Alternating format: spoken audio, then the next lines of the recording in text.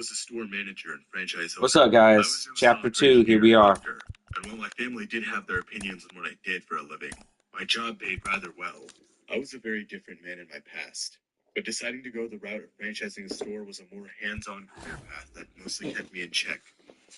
It was a low-stress but high-labor job, and that was honestly perfect for me. The job was almost therapeutic to me. It gave me something to take care of, something to look forward to every day. Of course, I couldn't do this alone. Working with me in my daytime shifts were workers Molly and Adam. Molly and Adam were young. They were working there to pay off their college tuition. We all considered ourselves like a family to each other. Molly, Adam, and I grew super close to each other in our time working there. They were like the kids I never had, and this naturally made me a little protective over them. We would always encounter weird or upset customers, and it was usually me who had to stand up for them. I didn't want anything to happen to them. They were so young. Nothing bad had happened to Molly or Adam yet, and I was grateful for that. But one early morning, that changed. It was a Tuesday morning. I want to say the incident occurred around 9 a.m. The sun was out, and things seemed to be going normal. This time of day was always peaceful. There was usually never any problems.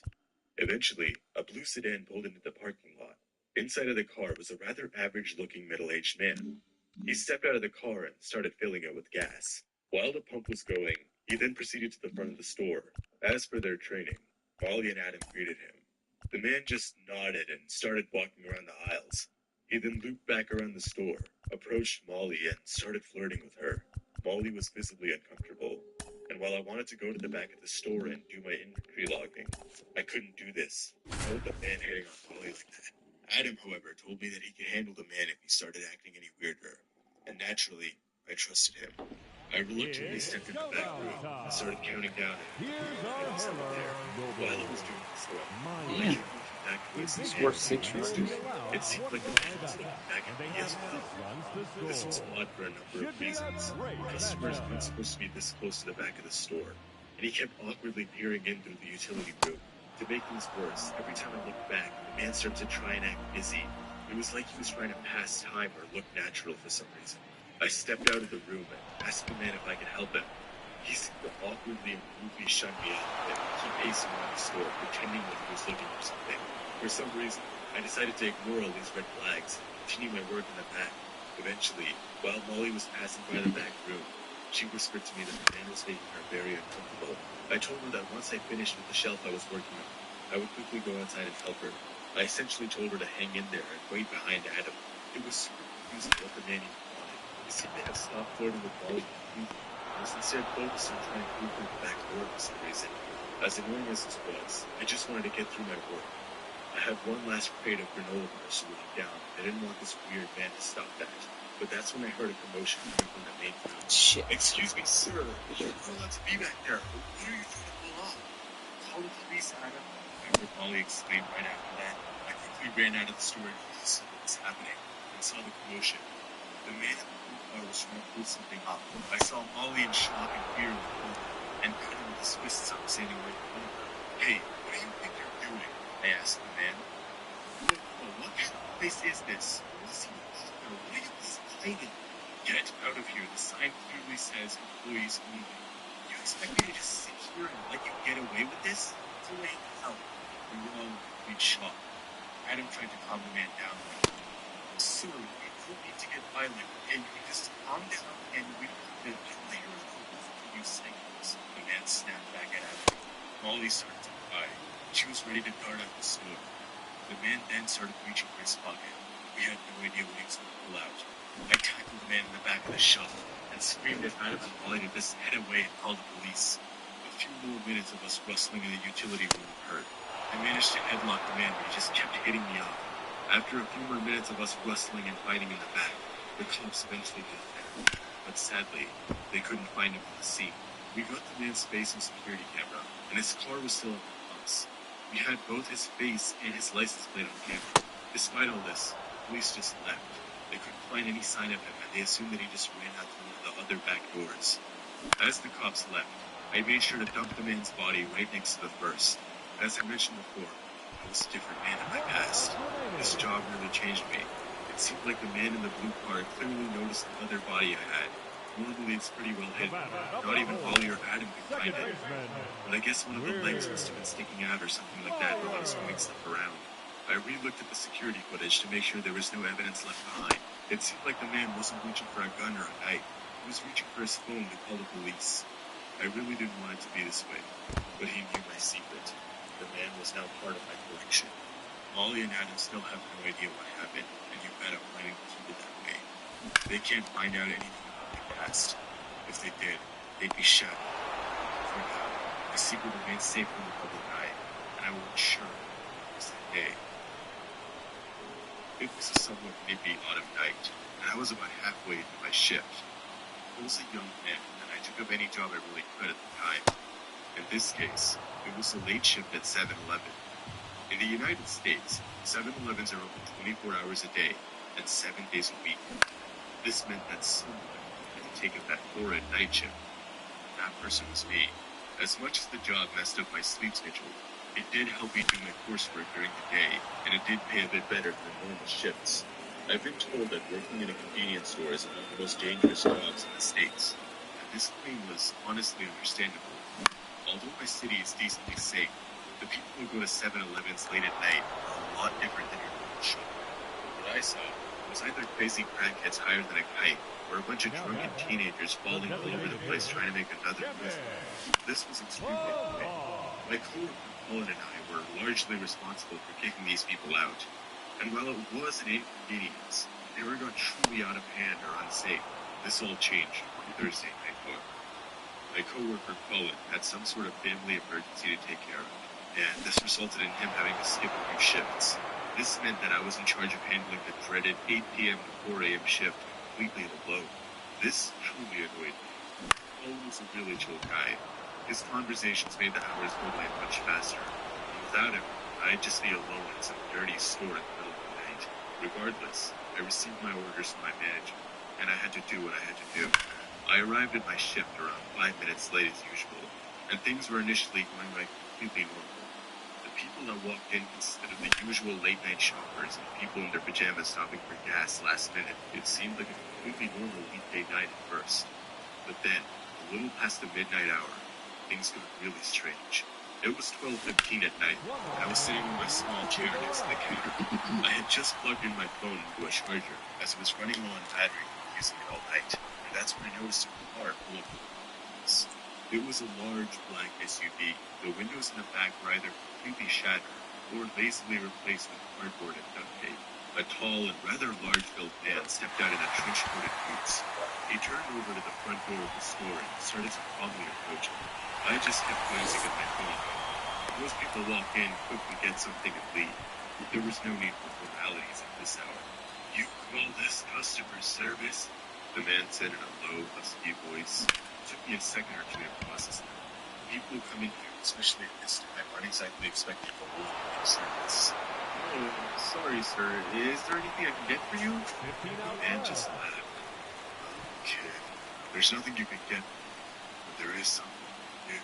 At first, I thought the man was going to ask for some weird sexual favor. Funnily enough, I'd been asked this before while I was on the job. "You see, I'm not a young man like you. My joints, they don't function like they used to. And you see my car over there? Well, I could use a wash and fill." The man's attitude and overall demeanor were really weird. The way the guy was talking was unsettling as it is. I mean, if the guy could walk all the way over here just fine, why couldn't he fill his own gas and wash his own windshield? However, state law says I have to assist any handicapped or impaired customers if they request it. There was no handicapped sticker on the man's car, or any sign that was disabled in any way. But hey, if they request it, I have to help them. "All right, sir, give me a moment," I replied as I placed my phone to the side. I then turned on the pump of my control panel and started heading towards the car. God, look at those youthful muscles work. I want to see it. For whatever reason, I ignored the man's creepiness and continued heading towards the car. The sooner I cleaned his windshield and filled his tank, the sooner he'd be out of there. At least that's what I hoped. As I stepped out of the building, the man seemed to remain in the store. He seemed to be browsing something on the shelves or something. Whatever. I got to the vehicle, and sure enough, the gas cap was wide open and ready for me. As I was filling the van with gas, I couldn't help but think about what the man said. He He seemed honestly fine and was totally capable of putting a nozzle in the gas tank. It made me wonder why it was even out there in the first place. The hell, I could just get this weirdo out of there. I could get back inside to just messing around with my phone. After about a minute or two, the tank was full, and it was time for me to wash the man's windshield. As I stepped around towards the back of the van, however, I heard the back door shut. As weird as this was, keep in mind the car was really beaten down and old. It's kind of expected for a car like that to make weird noises, especially on a windy night like this one. I quickly pulled out the sponge and squeegee and started to get to work.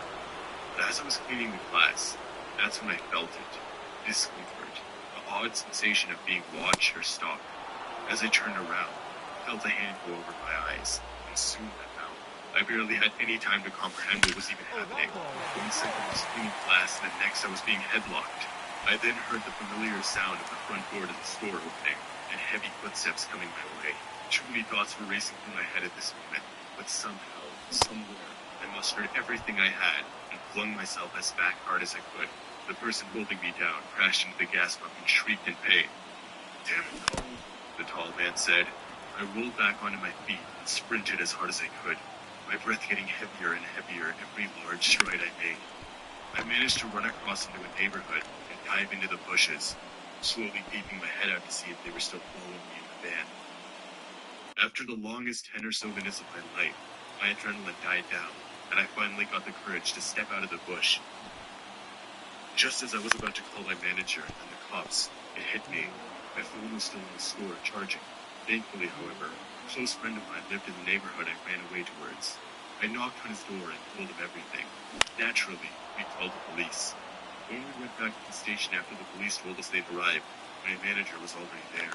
Somehow, my manager and the police were as or more surprised than I was. Things like this rarely happen in my city. We've always considered it a safe place. The police immediately looked through the CCTV footage as my manager suggested, and what we saw shocked us even more.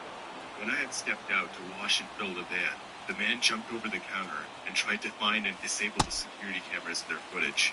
He couldn't manage to do this, so we just stepped outside and decided that deleting the footage wasn't worth all the time. We managed to capture the men's faces on video right after I made my escape. We then submitted the footage to the higher level police to see what was happening. It turns out the men were known human traffickers and were on the run for previous kidnappings. The license plate on the van seemed to be fraudulent or stolen, as the numbers only matched a completely different vehicle on the other side of the state.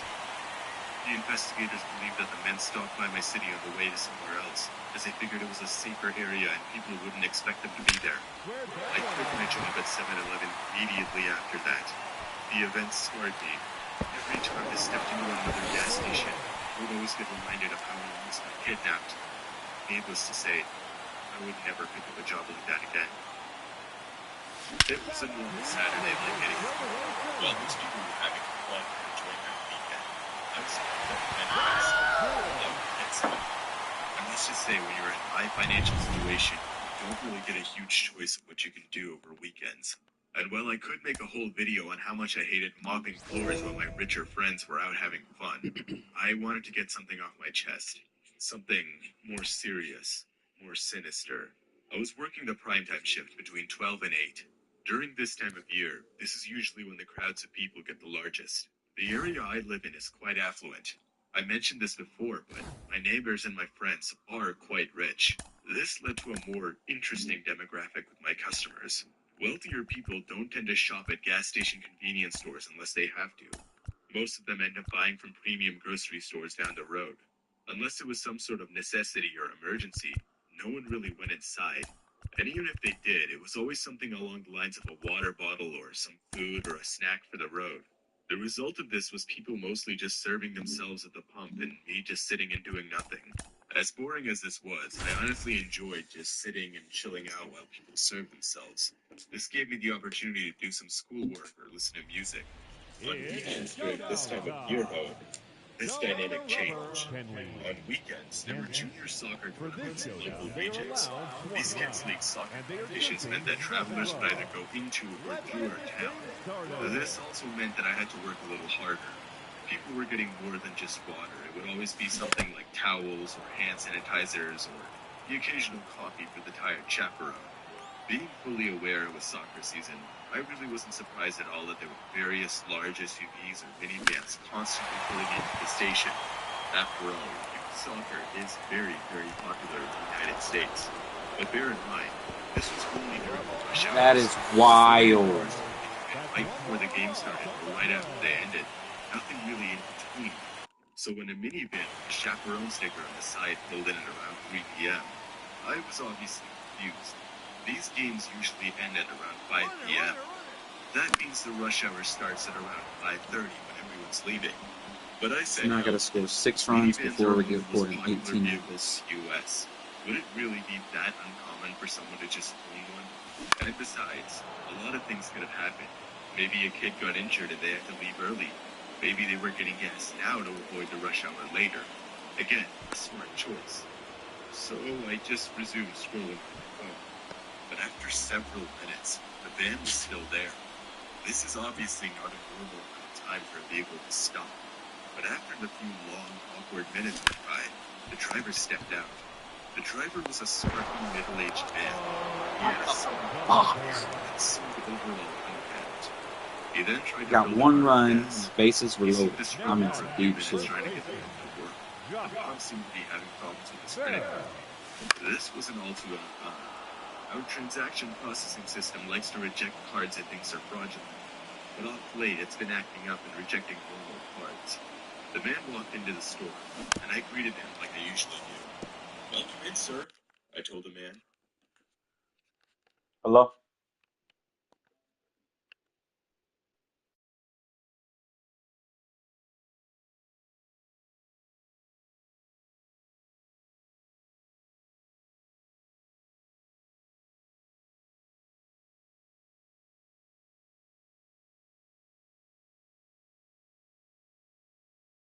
Said and walked up to the counter.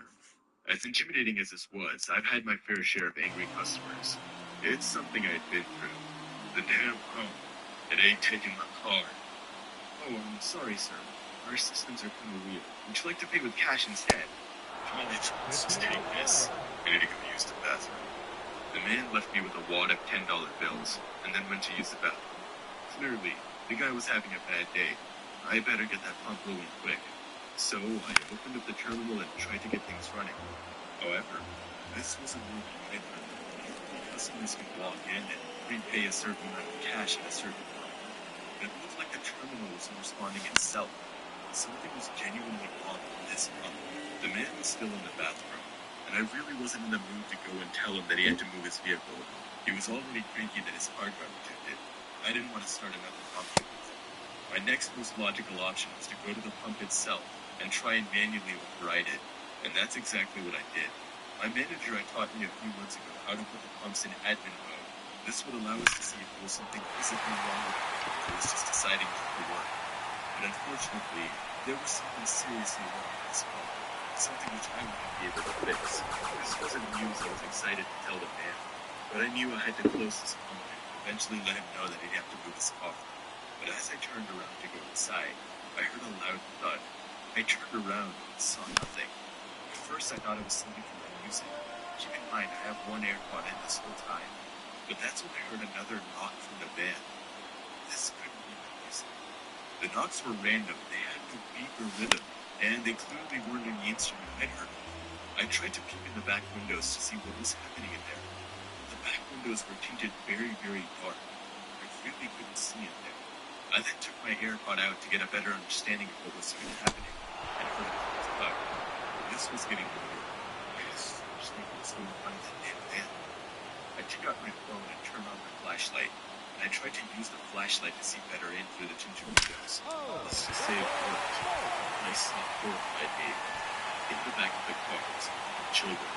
All of them were grayed out, the skin closed. All of them looked terrified. The knocking sound was coming from one of the kids kicking the car door as a sign for help. My heart sank. I didn't even know what to do for that second. I just stood there, frozen in fear and shock. In that paralyzed moment of fear, that's when it all started to hit me. The man's anger and impatience, his fraudulent card not going through, the way he looked at me in the car as he was going to the bathroom, I knew exactly what was happening at this moment. After my brain cleared up, I realized I had to stop standing there and quickly go for something. As I turned around quickly to try and run for help, I bumped right into someone. It was the man. You know, it's not polite to stop. Stop. The man told me, rage and anger under his breath. At this point, both of us knew exactly what was happening. For some reason, I thought I could talk my way out of this. Well, you see, But as I was trying to make up some sort of excuse, the man lunged at me. With all of the luck in the world, I managed to dodge him. Keep in mind that I'm a rather skinny young man. Thankfully, I had the agility advantage on my side, and I could somehow outmaneuver him. As the man was getting back on his feet, I managed to grab one of the windshield cleaning rods from the bucket nearby.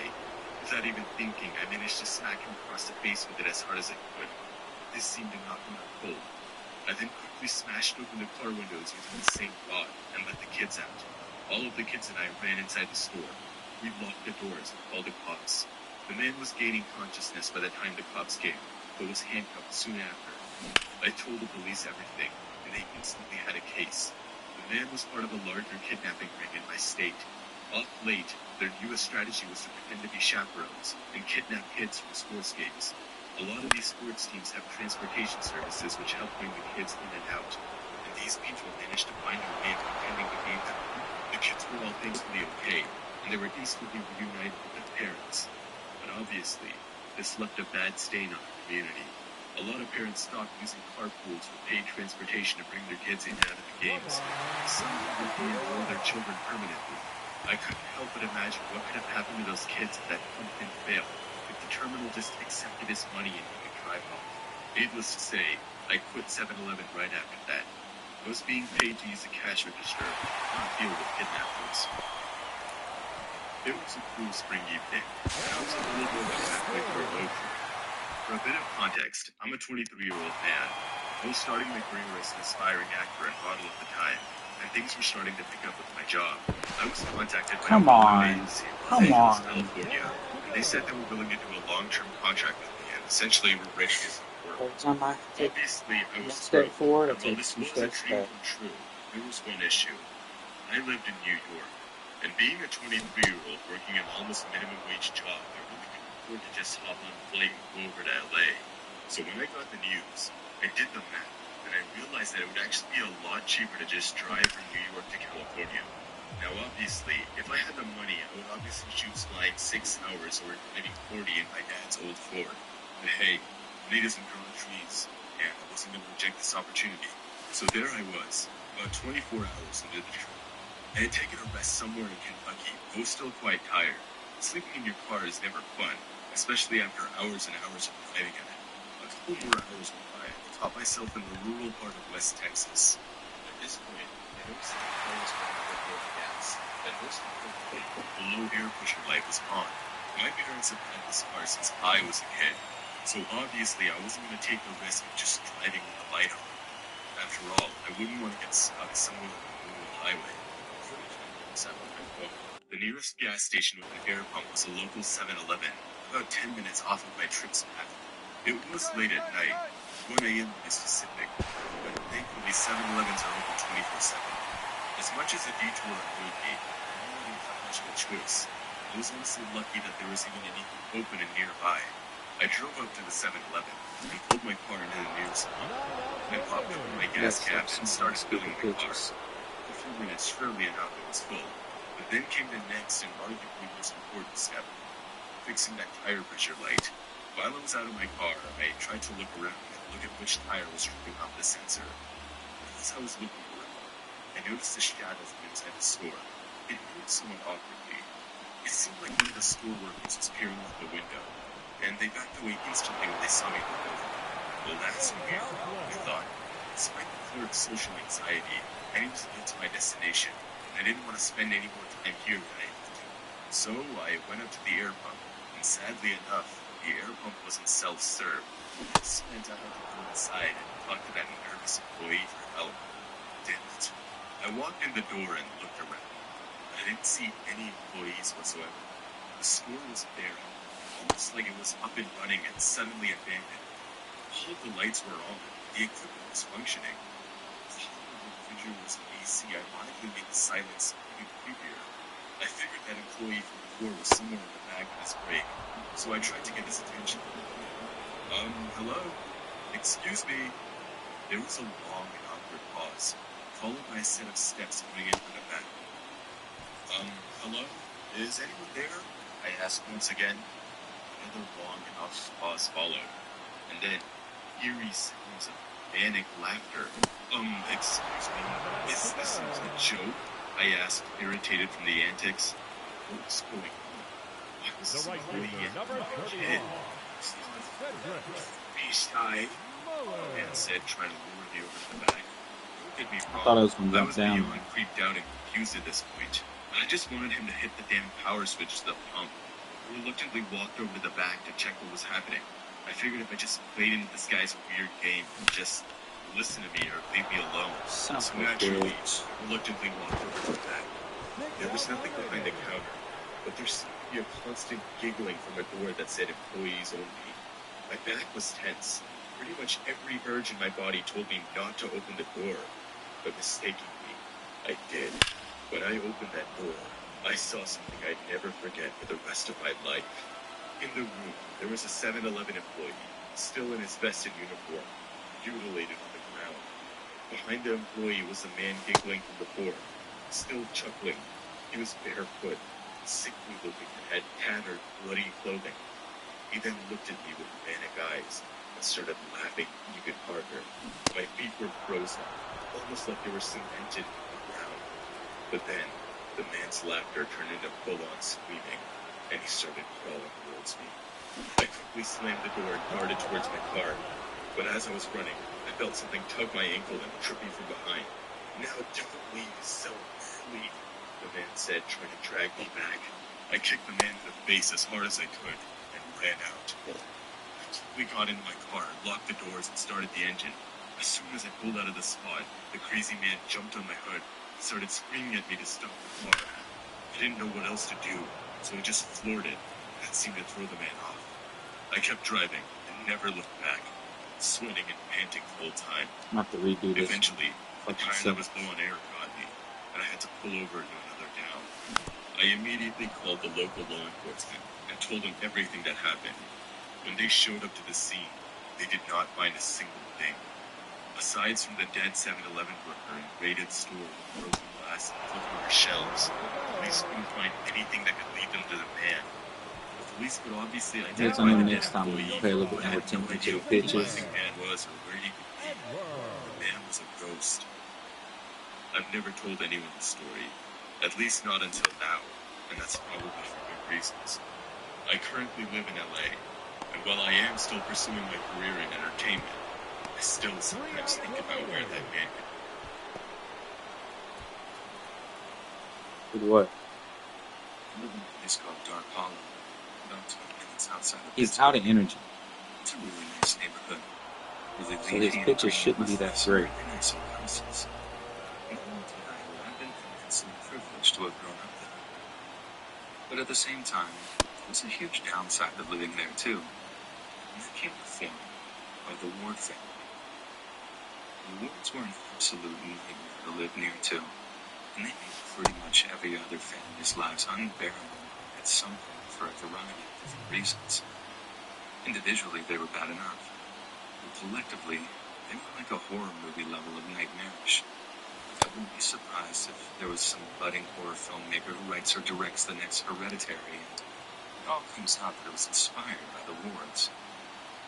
The patriarch of the family was named Winston, or Win for short. His neighbors was nothing short of a serious loss. For reference, I had most of my encounters with Win when I was a teenager. And being a girl, Win always took a certain liking to me that he just didn't show to other people. He was always sickeningly polite with me, the kind of polite that verged on weirdly flirtatious. To other people, it probably just seemed like he was overly nice, maybe a little socially awkward. Being alone with a friend in situations where there weren't close observers, that was a different situation entirely. There were a handful of occasions where I caught Win looking at me in a way that made my skin crawl. He had a hunger in his eyes, like this beastly, ravenous look, like he wanted to eat me alive. His eyes would glaze over and his lips would curl up ever so slightly in this horrifically perverted way that always made me feel stupidly uncomfortable. There was one time I went in a convenience store near to downtown Pittsburgh. He said hi, made a little small talk. He seemed to follow me around the store for a little while. He acted all innocent, making like he was just browsing stuff in the aisles, but at some point, he got way too close to me. I think I was just too nervous to actually do anything about it. I didn't want to make a scene or cause any unnecessary conflict. After all, who would I tell people? Mr. Ward stood near me in the store. Anyways, he was standing close to me, sniffing the air, like taking these big inhalations of breath through his nose. It's like he was trying to. Is Mr. Ward Joe Biden? I couldn't walk away fast enough, and in the end, I left the store without even picking up what I went in there to buy. Like I said, he was overly nice to girls and women, but an absolute monster to any boys or men who happened to catch him in the wrong mood. He once ran was with a baseball bat when my big brother used their driveway to try to run guns. The way he told me, if he hadn't driven away as fast as he could, Mr. Ward probably would have done some damage to his car. Any of those running Then there was errors his that I wife, did earlier Maggie. resulted in Maggie me always wore way too much makeup. struggling. I mean, some she looked really jarring, and she plucked her eyebrows really, really thin. Pretty sure she was a good few years younger than me, but the way she made herself up made it seem like she was 20 or 30 years older and was just trying to look younger. Maggie was famous for sitting out on the porch and knitting, which I think contributed to the whole old person vibe she gave off. Only she didn't really ever seem to be knitting anything. I remember walking the dog around the neighborhood and getting a look at the tangled mess of yarn she just seemed to be poking needles into. It was like a lime green spider web, just a tangle of thread she stared at like she was in some kind of trance. She also played slightly on for turning super happy sounding innocent nursery rhymes into the creepiest sounding things, singing them all slow and deliberate in a sing-song And I voice gotta that do all sounded that like a shit again. combination of a creaking door and nails on a Let's try the chalkboard. extreme. I remember one time when we got some of their mail delivered to our house by mistake, and my mom made me go over to drop it off. Mrs. Ward was sitting on their porch, poking these dirty-looking knitting needles into a tangle of yarn and singing, "Ring around the rosy, a pocket full of Cunha's brother. Of posies. course I'm going with him. Ashes, ashes, we all fall down." And she looked up to see me standing there with the mail in my hand. She acted all scared, which was nuts because I think I was way more freaked out to be over there. But she thanked me for bringing the mail over anyway. Yet before I turned to leave, she asked me if I knew what nursery rhyme she was singing. I nodded, and she asked if I knew what the origins were. I said no. And she went on to explain to me that the song had its roots in some old plague that had swept across England. I think she meant the Black Death, but I can't be certain. She said the ring around the rosy part was a reference to a rash that was a symptom of the disease, and a posy was a collection of herbs that was carried to mask the scent of rot that the dying people were said to have given off. Then she tells me that the all fall down part was a reference to people dying from the plague. I don't know how true any of that is, but Jesus, it freaked me out to have her tell me that in her weird scratchy voice with her face all painted up like some circus clown. Their younger son, Jacob Ward, was a total freak. He was obsessed with Native American culture, which I'm not saying is a bad thing at all. But Jacob was totally toxic about it. It was rare that you'd see that kid and he didn't have his face painted or have this grim homemade headdress on or whatever. He also liked to run around with a bow and arrow that his parents insisted was totally harmless and used those cartoony sucker tip arrows. But there are a lot of people, myself included, that swear that they'd seen him using actual sharp tip arrows on a handful of occasions. He'd aim them at you, pull the drawstring back to the point you'd actually run for cover, but he never seemed to fire any, and you could never catch him using them whenever there were any grown-ups around. They actually got a social worker called over at some point because a few people had seen Jacob walking around with dead squirrels or pigeons. I'm not sure if he'd shoot them himself with his bow and arrow, or they were just roadkill or something, but it was alarmingly enough to enough people that they actually had a visit from someone. Although whether or not that actually came to anything, I don't know. Then finally, their older son was this kid named Johnny. Johnny was the kind of kid that growled at people in high school when they got too close to him. And before he got expelled for fighting, did something seriously messed up. Apparently he asked this girl to go out on a date. Some super pretty but super nerdy girl who happened to be his lab partner. She says no, and Johnny doesn't take it very well at all. He made things difficult for her during chemistry lab, talking about her. Eventually she had to basically beg the teacher to switch partners so she couldn't even get a passing grade. She was driving back from school in her seemingly empty car when she looks in the rearview mirror to see Johnny just sitting in the back seat.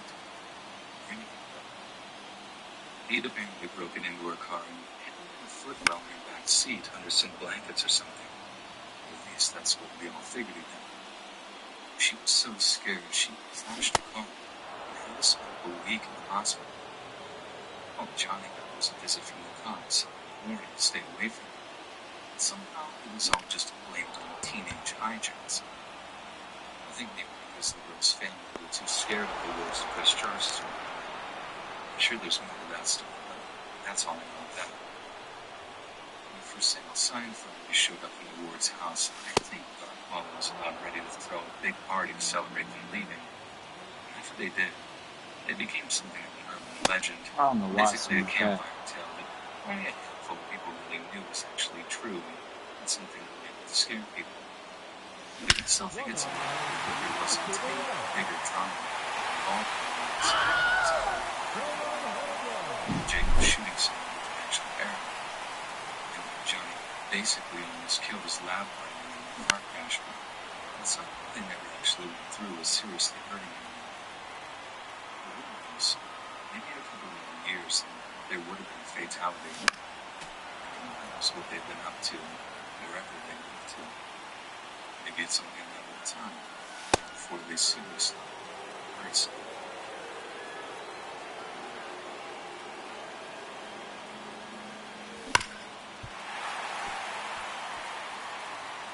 Before I moved across the country for college, I was my mom in Fresno, California. I love her, and she always did her best for me and my sister with what little she had. And I think she'd be the first to admit that we lived in a terrible neighborhood with little opportunity to improve our situation. But I guess that's just how life is when you're in teenage pregnancy with a father who just disappeared into thin air. At least not my mom was. She rarely let us play outside. She never let us go to the store on her own. She acted like an all-in control freak whose goal was to make our lives as boring and uneventful as possible. Later in life, we had a major argument. She leveled with me about why she was so strict with us when we were growing up. After that, I understood why she was the way she was. The family next door were heavily involved in meth and gang activity. But they weren't just partying and dealing with the family home. They were a group of seriously sadistic psychopaths who did things to the local community that could pretty fairly be described as pure evil. They got raided by the cops in the end, but not before they'd done some pretty irreparable damage to the neighborhood. And my mom opened up by telling me about one particular incident that had been a catalyst for her being so strict with us. Apparently, they used the little tactic on occasion.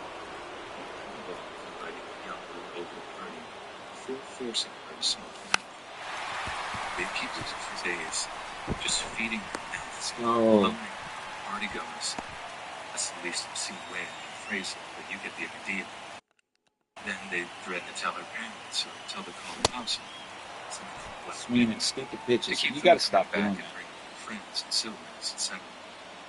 From what I understand, it was the vicious cycle of like brainwashing girls, which in turn After you say you gotta stop doing it, you do it again. Them to sell considerably more meth since the activity was involved. My mom also said that more than once she saw two guys carrying unconscious people out to a car, throwing them in the back seat, and driving them away. occasions, she saw missing posters for these people tacked up around the neighborhood. I asked her why she didn't go to the cops about the family, and she actually broke down crying. She said she was constantly terrified and had multiple encounters with the family members in the store who told her that if the cops ever showed up, they'd make sure that she suffered. She told me that they once warned her that We got this.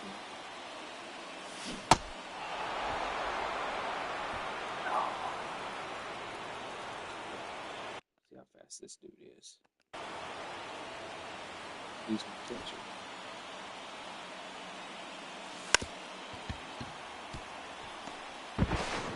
That was perfect. Let's get him in the running scoring position.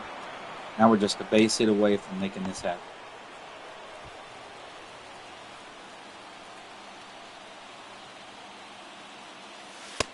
That's a good pitch.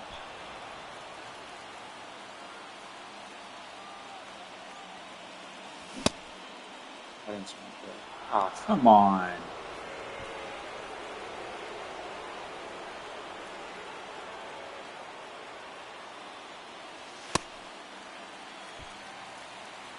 Ronald Acuna's brother has the same batting stance.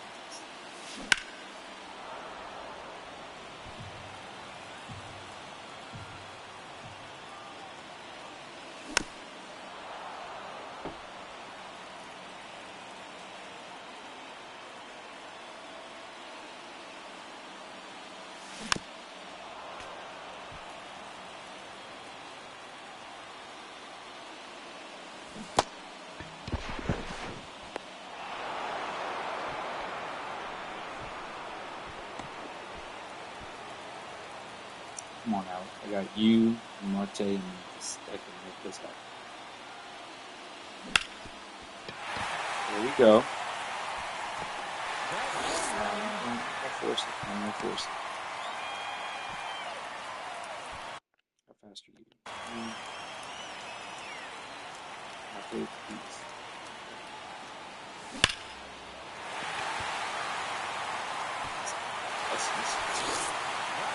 Let's not be crazy. Let's not force it. Again. If I can't get a fly ball in the next 10 minutes, I deserve to lose this one.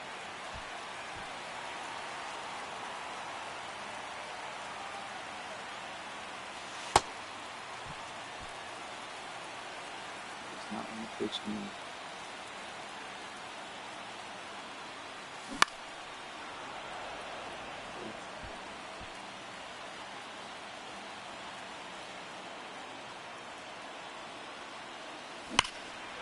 I'm in front of that one too. I'm in front of the fast guy.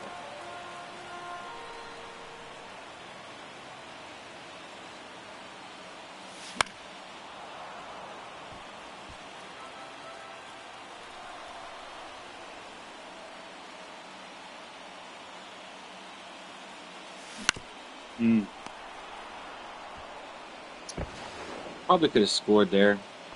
I didn't want to.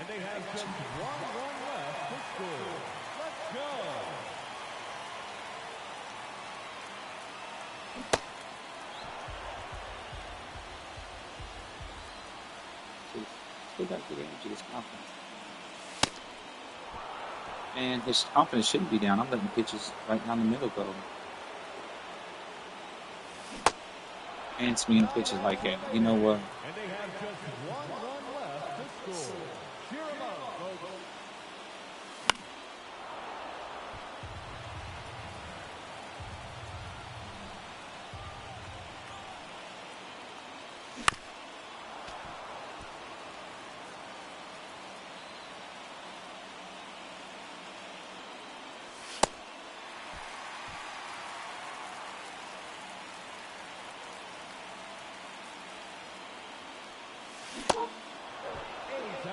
What is really going on? Let's do this.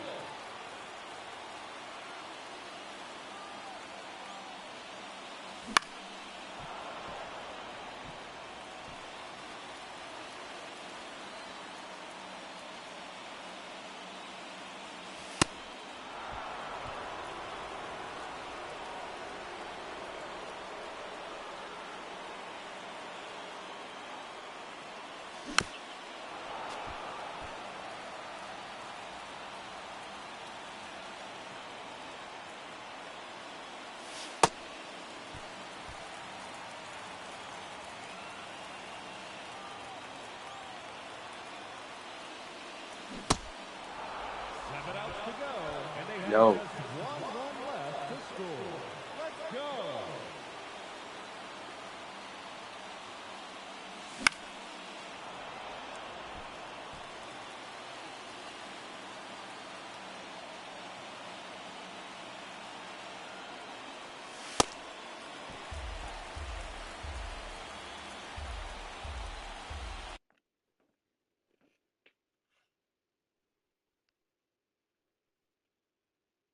Here, be in here.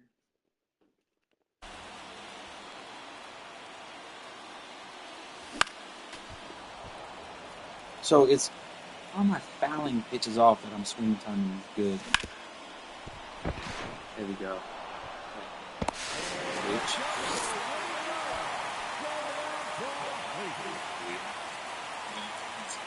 Weapons inside their place, and that if the cops ever came, they'd rather all die in a shootout than be taken alive. Apparently, they laughed about how they had guns so powerful that they'd rip through the neighborhood, and that our family would probably die in the crossfire or something. That was something that absolutely terrified her. We were all she had in the world, and she wanted to protect us at all costs. So the idea of us losing our lives to some horrific drug-fueled shootout, it was unimaginable.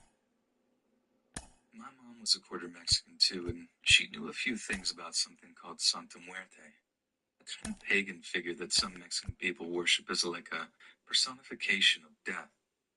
She said she could sometimes hear people in the backyard of the meth house invoking her name, possibly even making sacrifices since she heard chickens squawking and goats bleating. And according to her, a lot of people who worshipped Santa Muerte were connected with the Mexican cartels and were not to be messed with. She didn't want to take the chance. It took her years before she was able to afford to move, and by that time, I was a sophomore. But I can't even describe the relief I felt when I heard she was moving away from Fresno with my little sister. For the first time in years, I was actually excited about going home to visit. We were finally away from that psycho family of meth-addicted death worshippers. So I've got Showdown two time. runners on, Here's our hurler. trailing by, Richard. so I got to score 5 runs. Me and my family lived next door to these absolute insane people that made our lives a living hell for like an entire year. They were pretty well behaved for the first few months after they moved in. But after a while, they started absolutely blasting music in the middle of the night. This I'm motherfucker's not just going talking 100. about that gentle kind of bass thump that passively is annoying. I'm talking the kind of loud where you couldn't get a wink of sleep. The police had to be called out a few times to get them to turn it down, and even then, they confessed that they couldn't really do anything other than issue fines. They got Timing was good, worse, so I don't know what you got to and do it there. turned out that the reason the music was so loud was to match the sounds of the mom and dad having these legit fistfights in the middle of the night. It wasn't a case of it being one-sided domestic abuse either. The dad sometimes had worse black eyes than the mom, and scratches all down his face where she'd obviously I did not swing with that. Maybe I pushed the button I set didn't. up shades out of each That other, was but ridiculous. we didn't think they were too dangerous to anyone outside their own family. Once or twice my dad had gotten into confrontations with them about the smell coming from the backyard, or the fact that they used to blast music. The dad of this insane family had threatened to kill my dad once or twice. None of us thought that he would actually go through with it, and thank God they didn't. Then for some reason, Let's go. for a few weeks, Oh no! and got that it actually moved. What the They hadn't fuck? moved at all. They were just keeping their heads down because they'd straight up killed their own daughter. She tried to run away from home and ended up in a shelter somewhere. They tracked her down, dragged her into their car one night, taken her somewhere secluded, and beat her. I mean, he's out, but I'm not sure they even meant to kill her. They just beat her up so bad that she ended up makes no sense on after that. how he could get that tag down That's why they've quicker been so than he could quiet. fucking reach the base. They didn't want to bring down any attention on themselves when they were dealing Damn. with disposing of her body. We had police basically camped out on our street for like a week after they'd been arrested. All kinds of forensic vans with People in those full-body white fabric suits. Yeah, I guess that'd have been a dub play anyway. Now, all across the bay. They were obviously looking for traces of the girl, but what they found, I'm not really sure. I do recall it was in the paper, though. Like I said, I think God never did anything to my dad, because he did actually go on the murder side. His own God did that.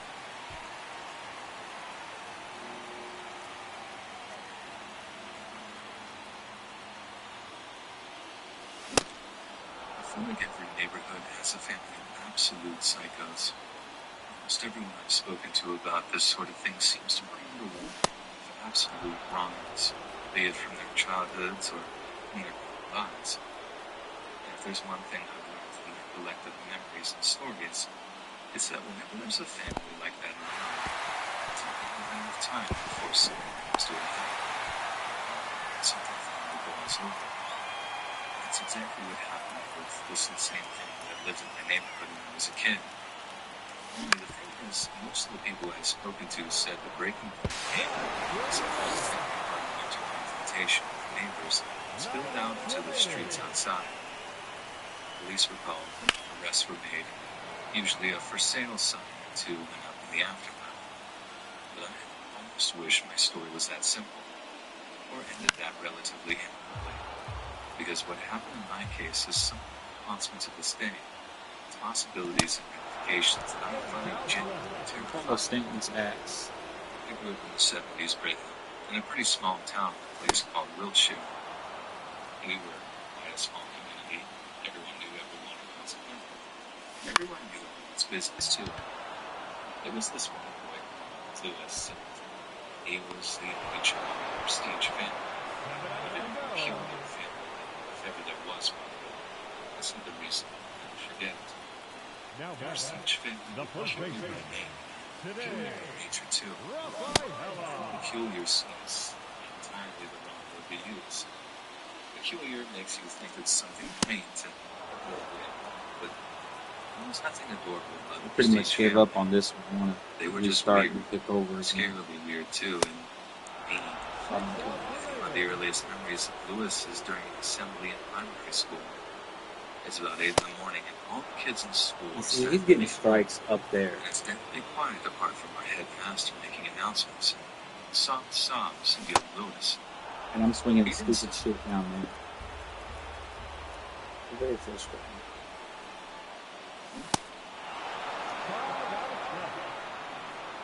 Come on. Now batting, catcher, Charlie Blackman.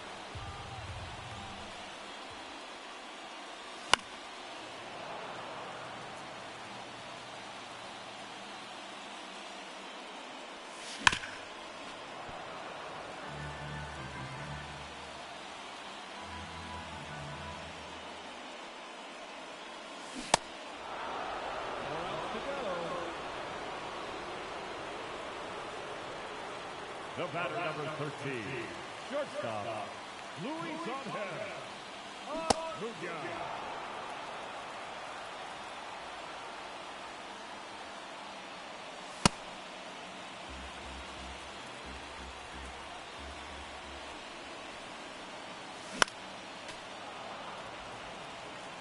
It's good. Like, it's very frustrating.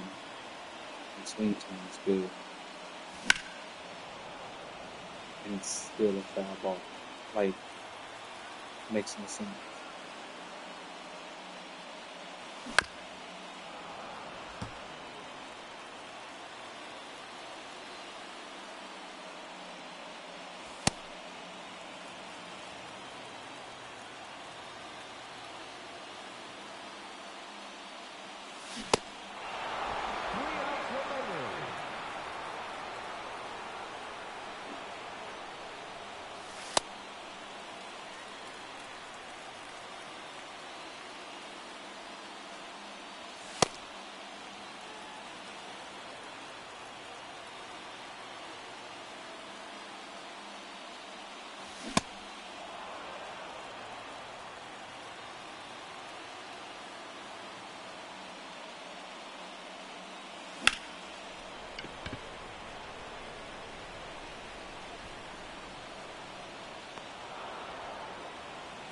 just 2 outs left.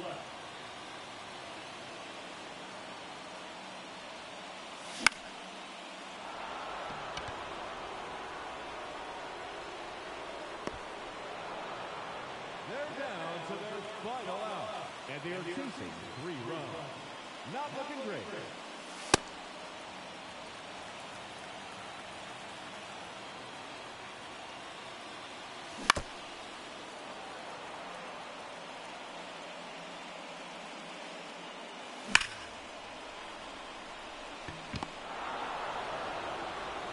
And that's the end of the show. I'll go back and do the other one again. I'm just gonna keep taking time. That's probably what I'm gonna do all day. Watching until I beat them both. I mean, it is what it is.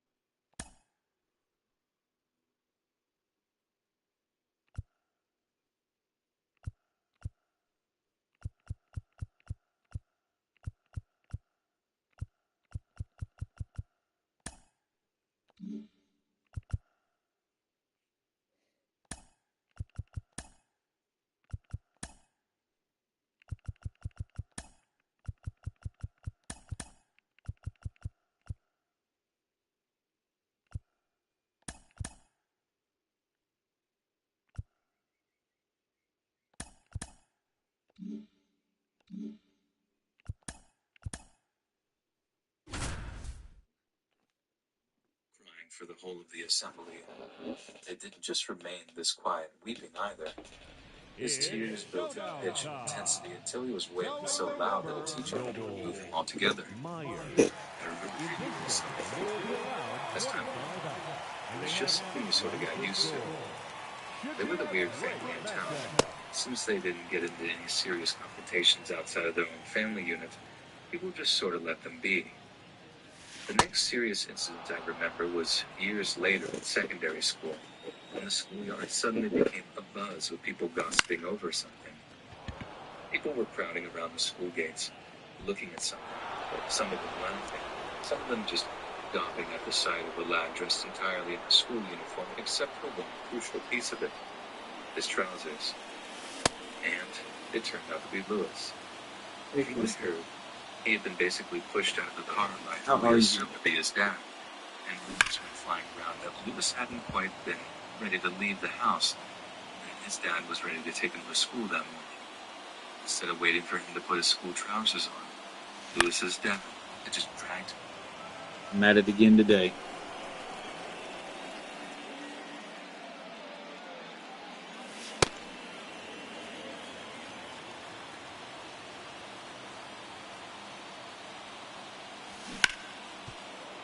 To the car and take him to the school with no pants on, basically to teach him the lesson to be ready on time. I'm not entirely sure how true that reasoning was, but I do know that I witnessed Lewis having to walk into school in nothing but a school jumper, his shoes, and his underwear, and his gloves. I'm also not entirely sure how Lewis was still allowed to live with his evidently abusive parents either. Again, rumors went around that they'd had a visit from social workers, but this never believed because, for a while, there seemed to be little in the way of serious incidents coming from the Prestige household. Obviously, the visit from child welfare services had to shake them up into changing their ways, so it seemed. Now, this all came to a head when I was 15, maybe just over a year before we left secondary school and bid farewell to compulsory education for good. Lewis turns up to school in his own clothes, a pair of pumps and a colorful jumper. He gets pulled aside by a teacher. Come on. That was well aware of the situation at home.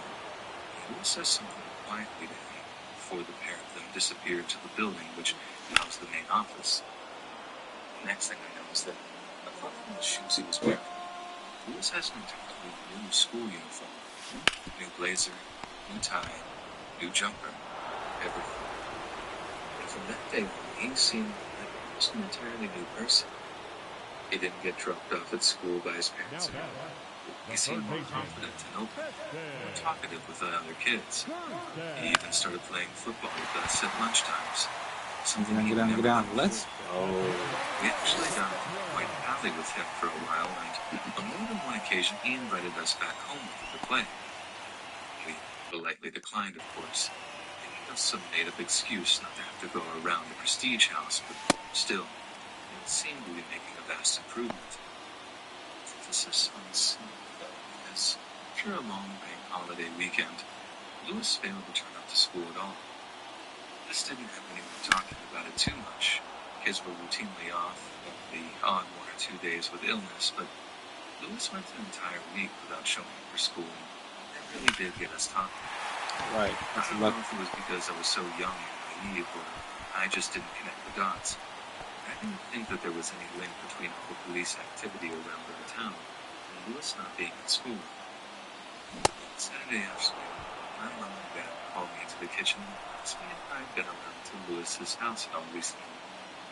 I told them no, but that I'd been invited at one point, and I said that. My mom gave my dad this look that seemed to be a weird mix of horror and relief, like I'd dodged a bullet or something. For that, I got word through some friends of mine that there had been a double murder in town. That someone had been arrested for it too. The little town barely had any crime at all. I think the most serious thing that happened for decades at that point was a car theft committed by some out-of-towner. So the idea that there had been a single murder, not two, just to set the town alight. And there was much speculation over who the killer was and how the killings had come about.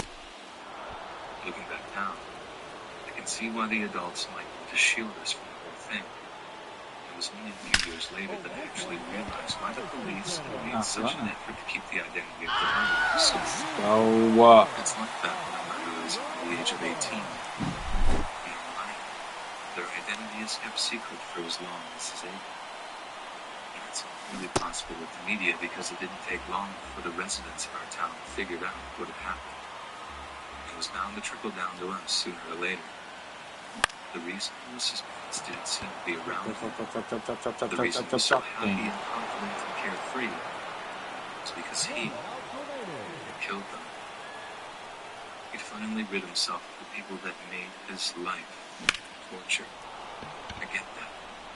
But the fact that a kid killing their own parents would make them so happy, that's something I've never been able to truly understand. The horrible thing was looking back on the events later and sort of piecing together the puzzle. For example, the day he came to school in his own clothes was probably the moment he killed them. And since he got blood on the school uniform, he had to dispose of it. Once he'd invited us back to his place to watch TV or play football, his parents would have been dead in the upstairs bedroom, assuming that's where he killed them. If we'd gone around, maybe we would have been able to smell them, or see flies buzzing around the bedroom door or something. That was on me. Spur of the moment, yes, finding their bodies.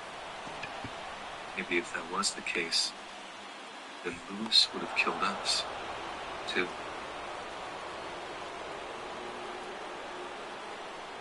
This happened a few weeks ago. I was hanging out with my friend Dustin, and we decided to go explore this creepy old abandoned site. It was a huge building, all from the story time. We walked past the railroad. We then continued to go inside. As we walked through it, I looked up and my heart dropped. Through the third story window, I could see someone looking down at me and Justin. The stuff that he asked me was wrong. I told him to look up in that window on the right. He looked up and saw it too. He continued to stare at it for about a few seconds before whoever or whatever it was moved out of sight. We then were deciding we should still go in. We settled it. It was just some person trying to buy drugs or something. Drug deals and teens were always in there sneaking. We went past no trespassing signs and explored the first level of the building. There was a lot of broken glass and graffiti everywhere. There was this one that said, "I love it when they run." Don't get me wrong, that was kind of creepy, but obviously done as a joke. So we made it up to the second floor, basically the same thing there, except for an old elevator shaft that was cracked slightly open. Dustin turned his flashlight on and put it in the elevator. We saw a whole lot of electrical junk, some dead birds and animals. But that wasn't freaky enough. We also heard something walking above us in the third story. My heart felt like it was about to explode. I had a bad feeling about this. And I told him we should leave. He said, "Nah, it'll be fine." And he started walking up to the third story. I didn't want to be left alone near this spooky elevator, so I followed behind him. We had our phones out, taking pictures of all kinds of stuff on the previous floors. As we walked up the stairs, I swear we were being followed, and I told Dustin to hurry up. He went upstairs, but it wasn't far behind. What I saw on the third floor was that asylum would haunt me for the rest of my life. There were pentagrams and animals all over the place. It smelled awful up there. There were some rooms in the back of the corner. Keep in mind, this is the floor we saw that thing looking down at us from. We heard what sounded like whispers coming from the middle room. We got our phones out and started taking pictures of it. After I got about 2 or 3 pics, I saw a figure step out of the room. My heart was beating so hard, I swear it was deep in my chest. It was the same person that was looking from the window. Me and Dustin were freaking out, but we didn't dare move. About 10 seconds of staring, and it started sprinting at us, screaming. Yo, I did not miss that. Jumped out of the 2-story window and landed in some brush. I got up and ran some more before crouching behind some old shed. And it hit me.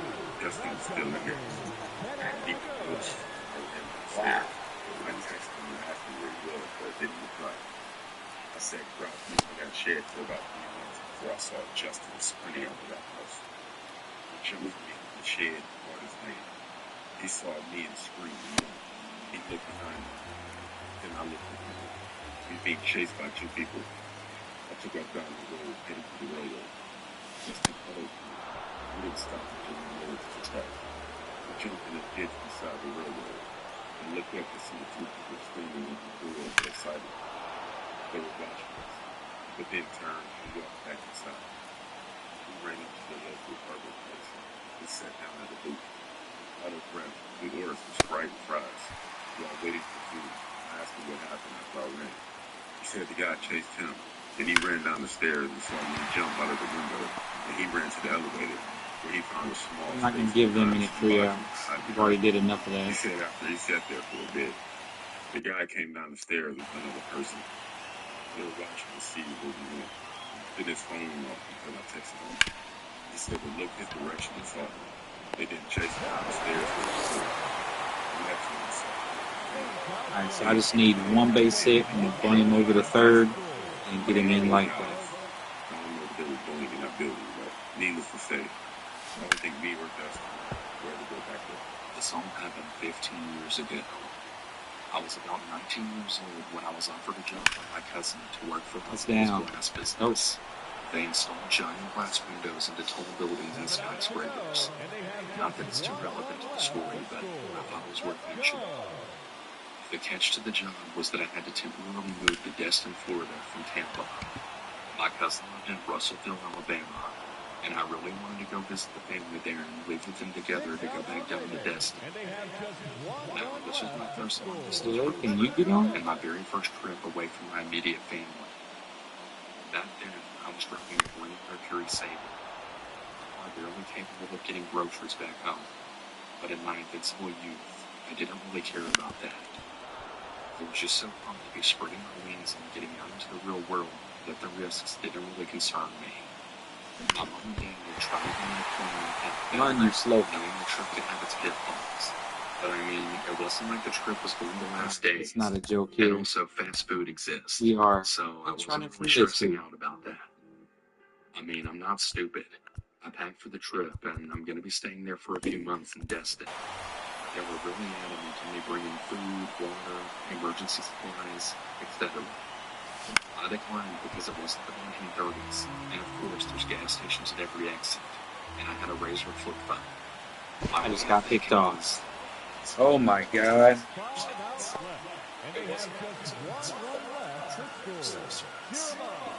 Anyways, fast forward to the trip. I'm a Florida boy, so I had no idea Alabama could get so cold, and I also had no idea that the heat was broken in my car. I had never really used it. At first I'm thankful because by the time I reach Alabama, I'm tired as hell, and I had made a lot more stops than I anticipated. I still had a few hours to go, and the cold air was keeping me wide awake. Finally, I pulled up the interstate, and I started heading through these roads. The roads didn't really have conventional names like in Florida. They were just numbered, which I kind of found odd. After driving on those a bit, I started being sent down gravel roads. This was the days of MapQuest, so I didn't have a GPS guiding me through the just paved roads or rerouting me around roadblocks. I was starting to get really hungry, and I thought back to my parents telling me to pack food. I really should have listened. The sketchiest thing with MapQuest was that you just printed out the directions, so you didn't really have a map to fall back on. So going out of your way to find fast food at an exit came with the potential of legitimately getting lost. So I had basically passed a few times to turn. That's at least double. I was tired, but just Ricky didn't want to Henderson. chance it. Instead, however, I was looking for something off the side of the road that I could easily pull in and then back out with no fuss. But more He's a importantly, 99.99. risk of There's getting no way I lost. can take third. My prayers were answered a little down the road. Beat up. Let's go. It didn't even have a name. It just said grocery right across the Jason, I just need you to hit a fly ball, dude. I don't even need you to get a base shot. Hit a long fly ball. But found it odd that most of the lights inside were off. Really, I just need you to hit the ball. I'm not gonna lie. This gave me the creeps a little, but it didn't stop me from going up to the door. I was really starving, and maybe this was a 24-hour place, but I wasn't sure. I saw a shadow move across the back of the long aisles as I approached the glass door and surprisingly opened it with ease. At this point, I was honestly half expecting them to be closed due to the lack of lighting inside. And I was Oh my god. You say what? Miracle Whip and ketchup and cheese. And I guess some of them bread and butter pickles. How the fuck did I miss that?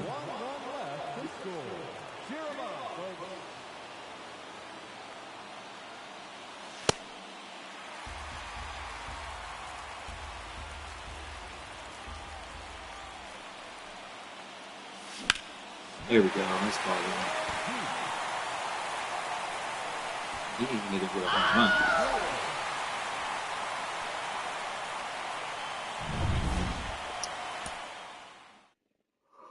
I think it's no secret. I need some better hitters.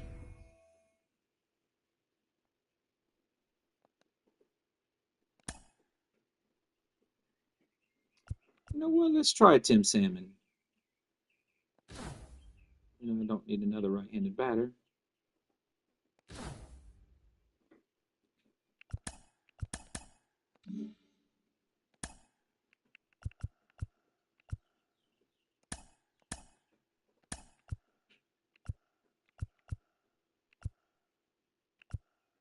Put him at catcher.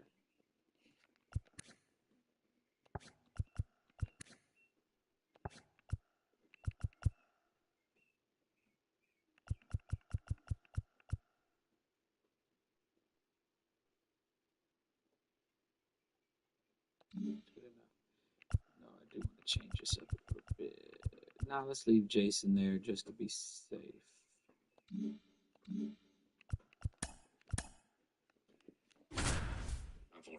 And let me grab some snacks. I've been called out. Hello? Hello? Anyone here? Anyone here? Welcome, Jason Hey guys, I'm doing the showdown. They are allowed 20 I've out. had And they are very little given luck, 7 runs. This and is it's one very heck of a irritating. matchup.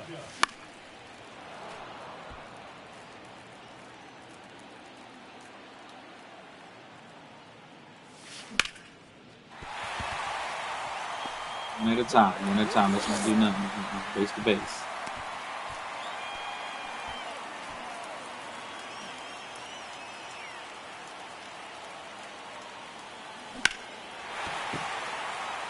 Drop. Oh, look at Jason coming through. Let's go.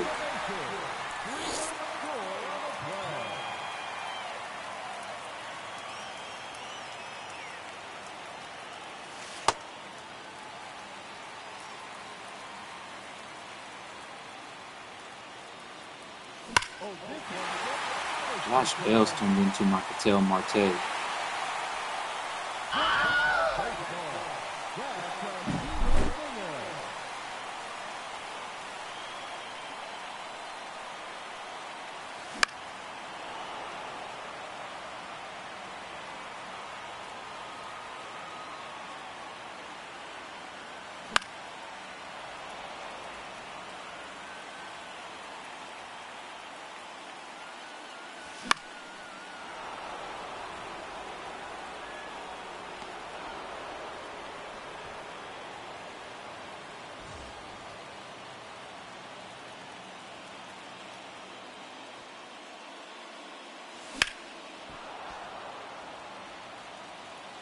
The good news is I'm not swinging stupidly at striking out. I'm making contact with this guy.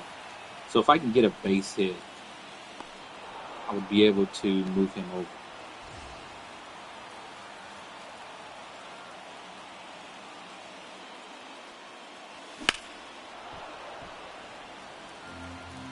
Also, with the exception of Ricky Henderson. Left-handers. Such a good pitch. I just didn't think it was going to come down.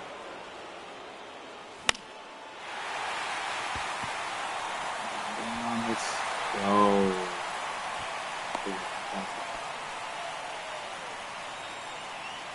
This beats my bunt.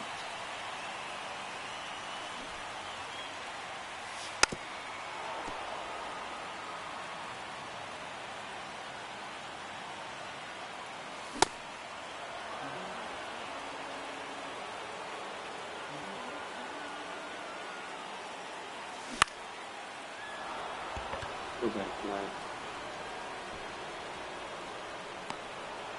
Now he's got a face Ray. He had a big home run this game. And that was even a good pitch. Like, I mean, a good swing. Correa just hit into a double play. Loser. Tim Salmon's first strike. Let's see if it'll smart. I like his batting stance a little bit, because I've never used him, so. He's got a slow swing through. Yeah, it's good.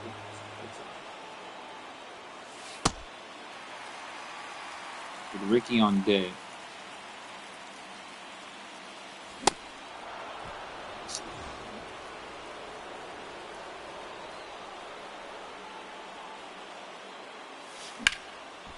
If Ricky gets on, this one's over.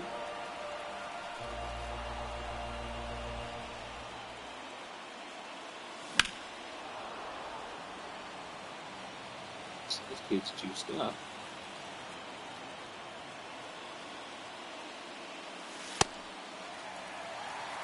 I was about to say, it better not be a called strike.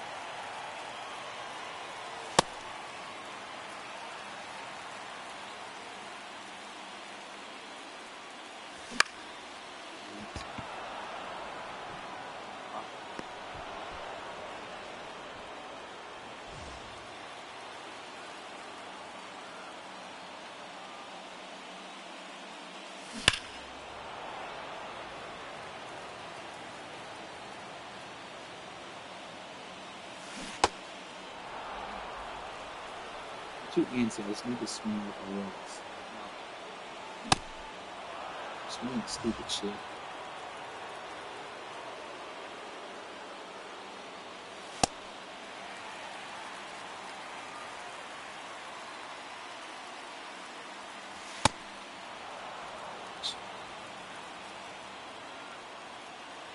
What was that? Let's go. Let's go. Gotta be careful. I don't want to waste any bat by Chili here by trying to bunt. I also don't want to knock into a double play.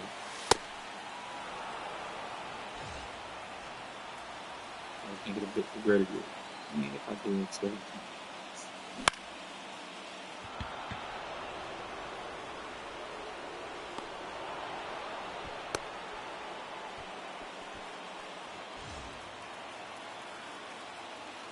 Timing on this weekend is good. I don't understand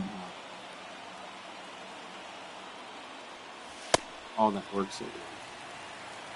Kind of pointless over there, dude.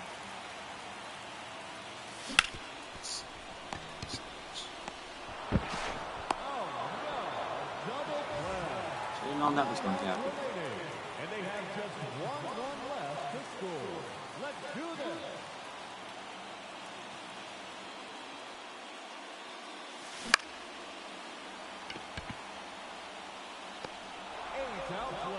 Is he really playing that shallow against Black?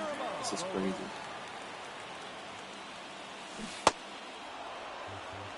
Watch that.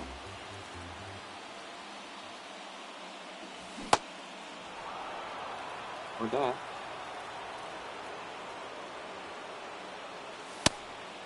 And then I left strike the ball. Good.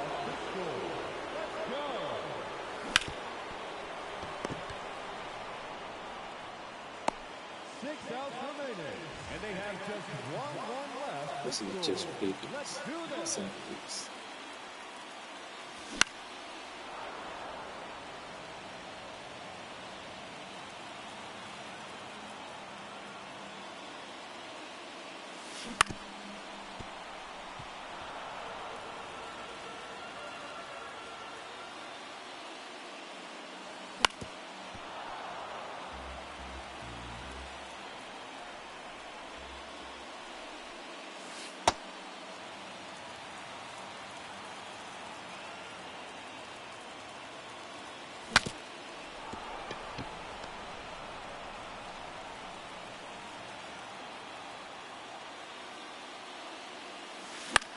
She said, "What you offering?"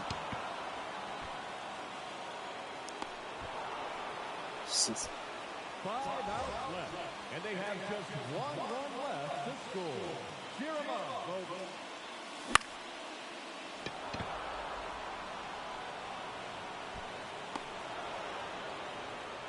Four outs to go, and they have just one run left to score.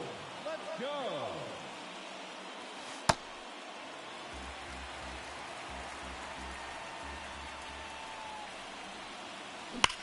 Smack to left center and deep. fucking time.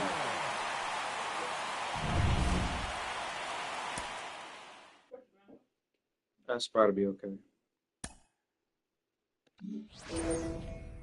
Now we're going against Kenley Jensen.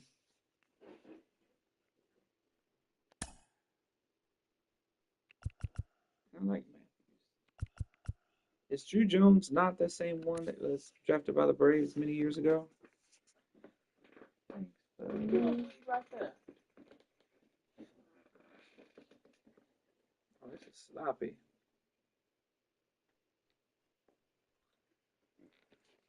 Aha. All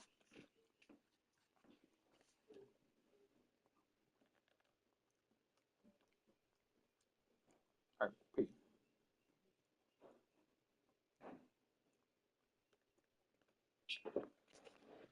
I'll be back after these messages.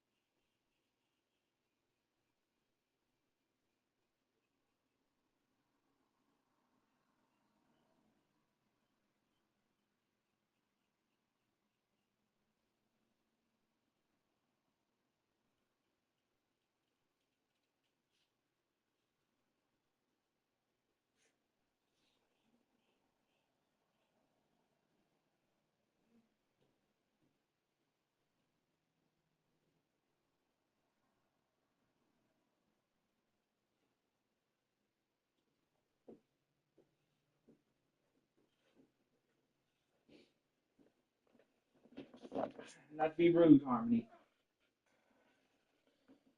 I love you.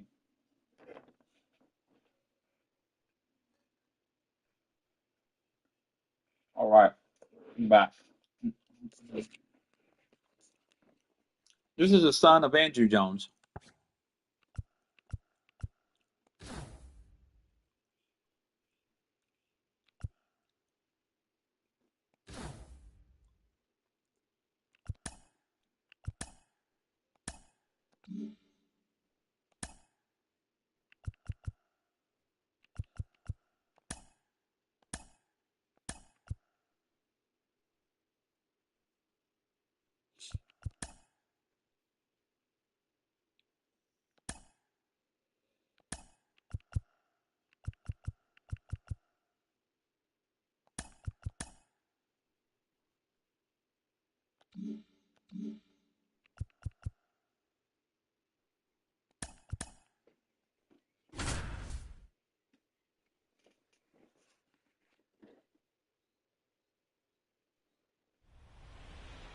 It's showdown time. All about Noah Schultz. In this showdown, they will be allowed 18 outs, and they have 6 runs to score. This is one heck of a matchup. So where's this come out from us? We got 18 outs to score 6 runs.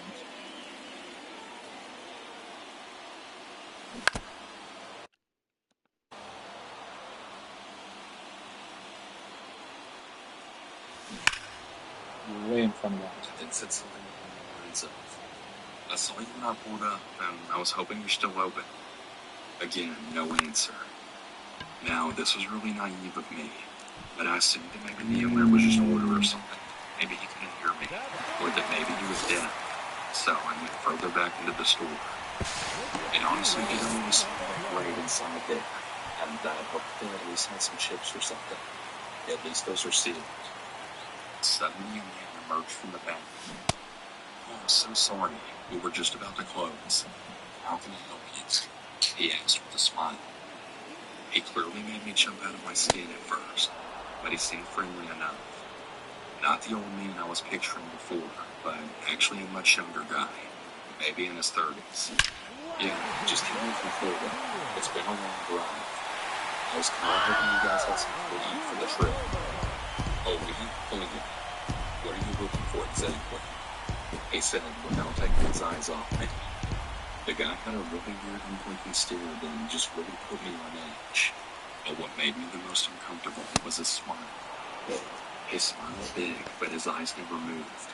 As in, the only way you could tell he was conveying an emotion was by looking at his mouth. The rest of his face stayed the same.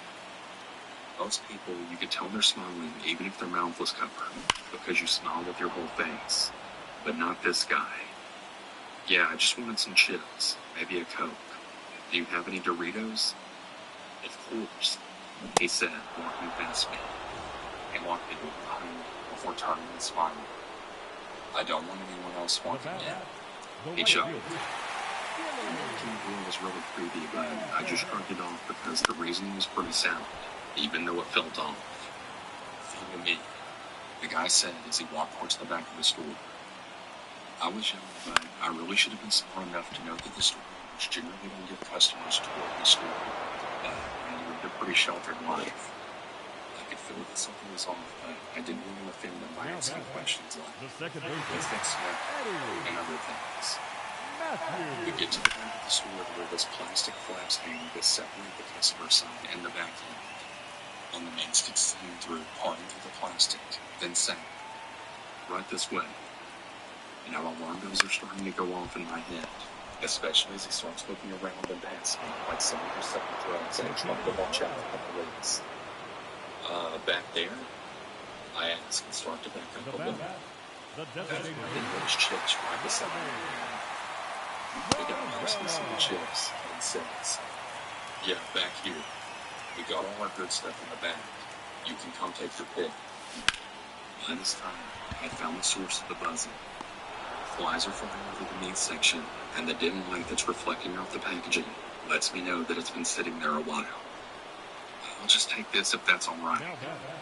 I say nervously as I grab a bag off the shelf next to me and then start backing out towards the door. Trust me, those are no good. I have way better stuff back here. It smiles again, gesturing for me to head back. I fake pat my pockets, then say, "Oh man, I think I forgot my wallet in my car. I'll be right back." As soon as the words left my lips, I then spun around and did a light jog to the front, increasing its speed as I approached the door. I make it to the door and twist the lock a couple times until I hear the click. I push the door open and turn back to look at where the man is, but he's gone. I jump to the back hall and spit the fuck out of that parking lot and didn't stop again until I reached my cousin's house. This was by far one of the eeriest and creepiest things that have ever happened to me.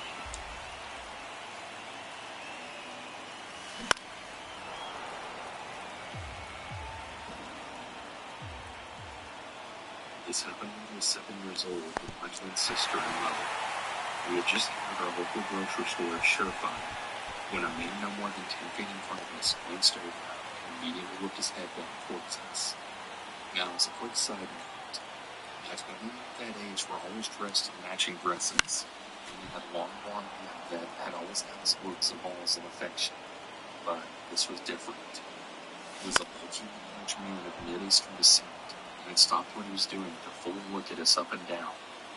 A really husky smile crossed his scruffy face.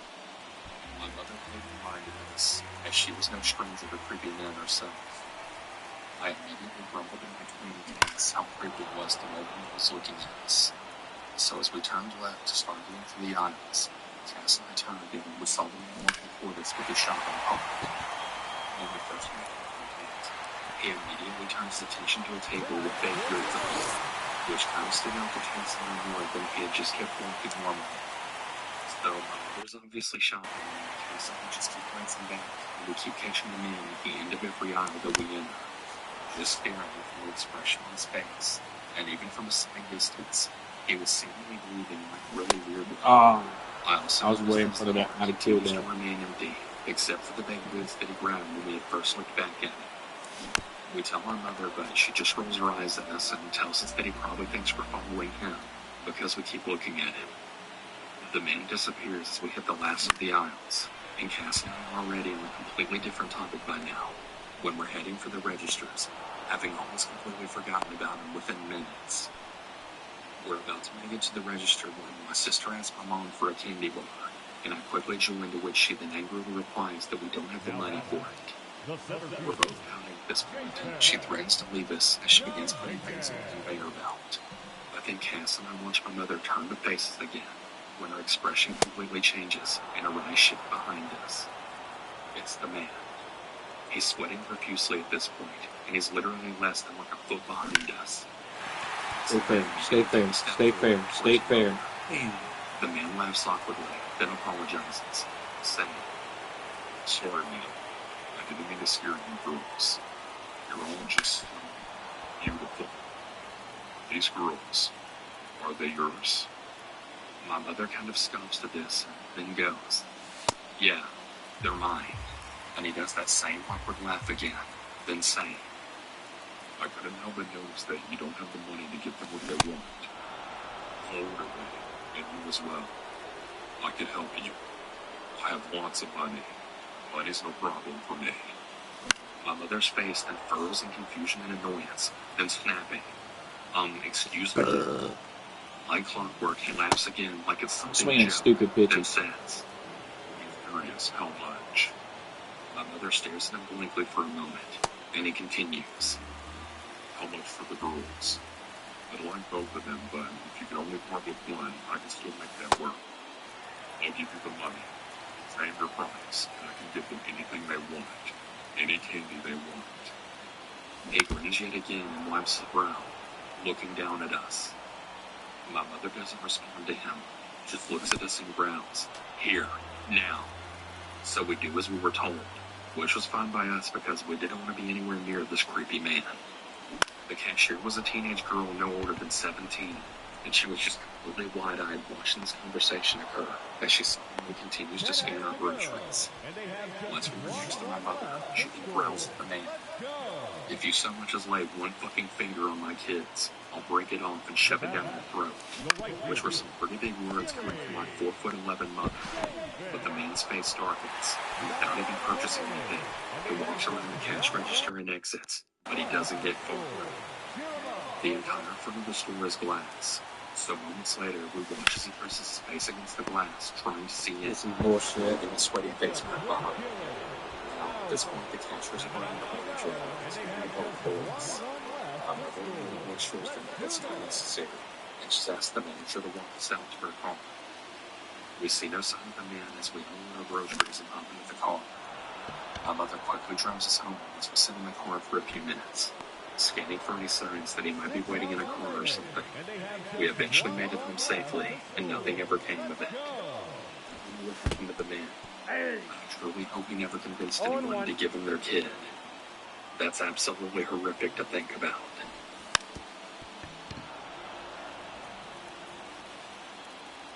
This happened about 4 years ago. I was 20 years old at the time. The first time I met the guy who would become my grocery store stalker, he was standing inside the store collecting money for the Salvation Army's Christmas time donations. I'm a fairly friendly person, so I like to say hi to people who work at places I frequent just to be nice. This guy was a kid around my age, very tall, Playing facing nothing but right indicators. in the Adams family. So we can do Dark this. circles under dark eyes, short white hair, and kind of vacant look in his eyes. I chatted with him for maybe about 2 minutes, kind of just idle chit-chat about the weather and whatnot. Nothing particularly memorable or interesting. All this. So we can zone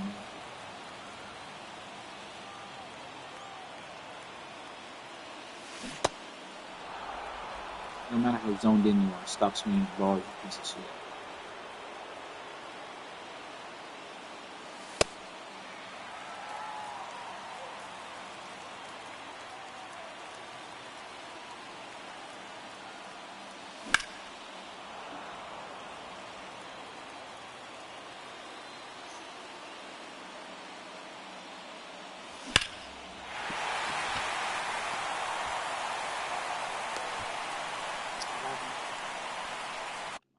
I can steal bases.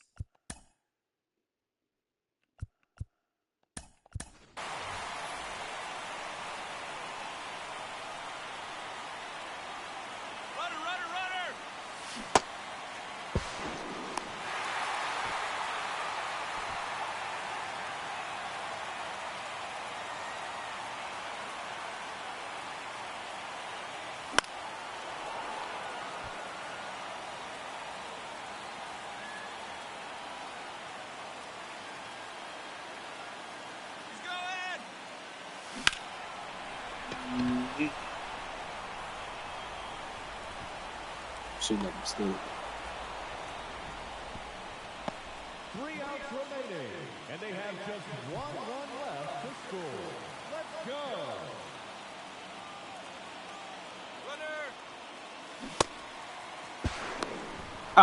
Of course I would get thrown out. Why wouldn't I? 1 run left to score. Cheer 'em up, folks.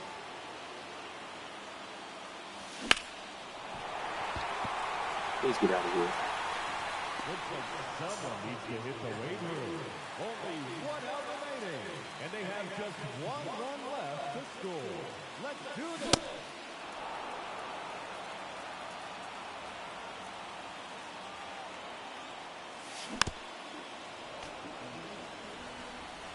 What is it? This one.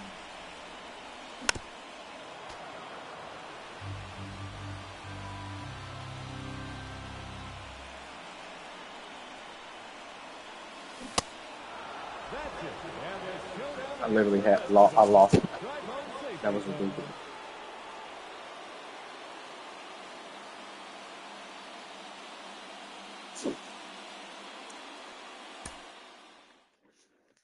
Straight fucking ridiculous. I then waved goodbye and went home. Little did I know that that single moment would be the start of something that would have me genuinely afraid. About 4 or 5 months passed, and I hadn't seen him again. Then one day, as I was grocery shopping with a friend, as we were chatting, she suddenly got really quiet and kind of recoiled backwards, then looking behind me.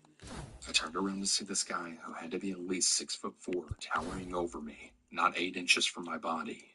He said hi, and he told me that he remembered from that December that I had talked to him, and then asked for my number. I, being young and had never really experienced this type of interaction before, told him that I didn't have my number memorized, but that I would write his down and then maybe text him later. I kind of half waved my phone at him, pointing at my at-the-time boyfriend, whose picture was my wallpaper, making a point to say, "Oh look, that's my boyfriend," to the guy, hoping he would clue in. But no luck. He told me his number, which immediately upon getting, I blocked, without letting him get my number. However, what really made my blood run cold was what he said to me after I put my phone away. He leaned in real close to me and in a really low voice, then told me, "Whatever I text you is for your eyes only." I start to feel genuinely uncomfortable at this point. I said back, yeah, sure. It was nice talking to you, but we gotta get back to shopping." And I grabbed my friend and dragged her off, shooting a panicked look at her and asking her why she didn't bail me out. Apparently it scared her too with him getting so close to me, and she just didn't know what to do. I also want to make it clear that I'm not exactly a small girl. I'm 5'8" and solidly built. I can certainly handle myself, and I very rarely ever feel intimidated or small in the presence of anyone, male or female. But this guy, he really made me feel tiny and scared. In the midst of the fun, he would make me feel truly frightened. I'd really hoped that creepy interaction would be the last time I saw him, but unfortunately that wasn't the case. After that initial meeting with him, saying everything about his text being for my eyes only, it seemed like I would run into him every single time that I got into school. No matter which time I was at, it always seemed to appear when I was finished shopping. And every time I was in the store, I would always notice him out of the corner of my eye watching me, no matter what area I was in. One time he even caught me following me out with my car. At that point I got scared and I finally decided to say something to the managers. After letting all the managers know what was going on, they then assured me that they would tell him not to talk to me. After that, he wouldn't speak to me, but I would continue to see him following me around the store at a distance every single time I went out there. It got so bad and I felt so terrified that I started to be afraid to go to the store at all. But I'm one of those stubborn people who refused to be intimidated by someone to the point where I stopped doing something. I had really hoped that maybe it was just a coincidence that he was following me. After all, it was a really big store, and maybe he just had things to do that just happened to be in the same area as I was shopping in. So I started to pay close attention to my surroundings. Once I started really paying attention, I realized that every single time I was up there, I would constantly notice him in the same areas in the store that I was in. During my last encounter with him, I had went to the store and just grabbed 2 or 3 items that I needed for dinner that night, and I first saw him standing at the store when I got there, and with his back facing me, I quickly ran inside, hoping he didn't see me. Unfortunately, a few minutes later, I had saw him at the very back of the store, and I was in him. I immediately made a beeline towards the front. As soon as I got into the checkout, I ducked behind one of the shelf displays and watched carefully at the front of the store to see if the creepy guy would appear. I watched as he looked up and down at the checkout, and when he didn't see me there, I saw him step outside. At this point, I walked over to the nearest open top shelf, grabbing all my items, stuck my head I don't into like the this door. team anyway that I just put I together. didn't see him there immediately, so I started running my way back to where I was parked. And that would have been a double I play. parked a ways away near the side of the store where a bunch of other small stores and restaurants were lined up at, and I was walking towards my car. I realized then that I saw him standing by the entrance that I first entered the store through, and then dug behind a pillar immediately, hoping he didn't see me. I watched carefully from behind the pillar, and as he scanned the parking lot, he obviously couldn't find me. After a minute or two, he started to walk out towards the direction of the parking lot in front of the store, and so I took that opportunity to make a run for it to my car as soon as that he was far enough away that I felt safe. As soon as I got into my car, I then looked the doors, and to my horror when I looked up, he was standing there about 15 feet from my car with a shopping cart in front of him. I knew that he followed me, and he knew that I knew. I fully believed that he had chased after me, and when I made it to my car, he grabbed the nearest car to make it look like he was collecting them from the parking lot. I remember just feeling absolutely terrified at that moment. I went home and I immediately told my grandfather what had just happened. I began crying and shaking, and my grandfather told me to get in the car. We were going to settle this. He and I drove up to the store in his car, and he walked me into the store and demanded we spoke with the managers immediately, both of them. When the managers arrived at customer service, he asked me to tell them what had been happening and demanded that they ensure he left me alone or that he would involve the police. The managers swore up and down they would take care of it. As far as I know, he wasn't fired immediately, because my friend who first encountered with me when this whole thing began told me that she would see him from time to time when she was there by herself, but that any time I went with her, she would never see him. I fully believed that he knew whenever I was there, only this time instead of stalking me, he avoided me. Eventually, I learned how the situation stopped seeing him there, so I think he may have gotten fired or moved on from that school. Either way, I haven't had any issues since, but I've never in my life felt so afraid of another human being as I did that day, seeing him make eye contact with me in the parking lot as I locked my car doors. It still really creeps me out to think that he was watching me so closely every time I entered the store, that he could so easily avoid or follow me whenever he wanted. So yeah, I was stalked every time I went grocery shopping for 4 months straight, and I never want to experience that ever again.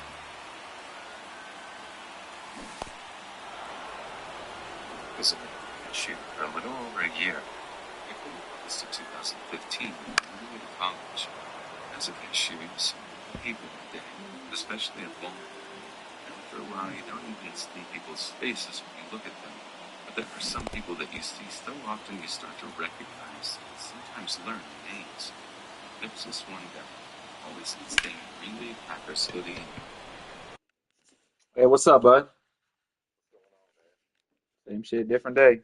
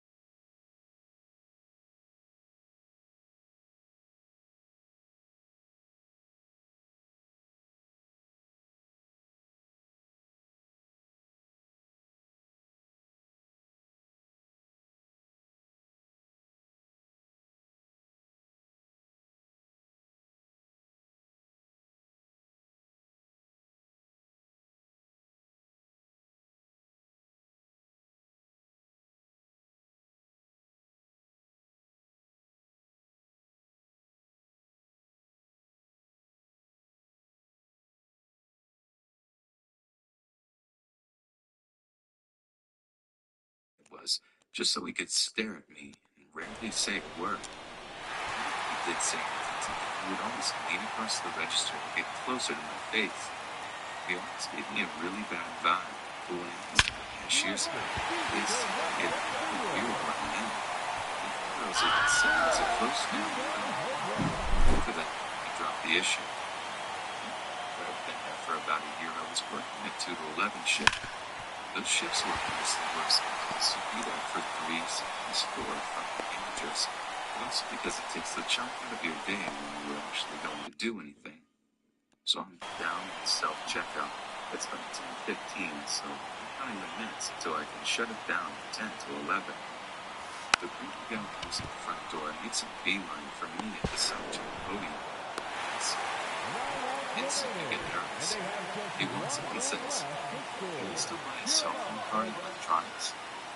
I told him I only worked as a cashier on the front end, so I didn't know anything about electronics, but he go back to check.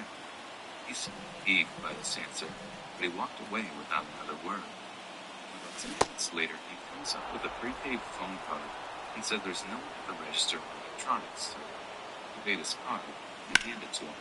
Tell him to have a good night.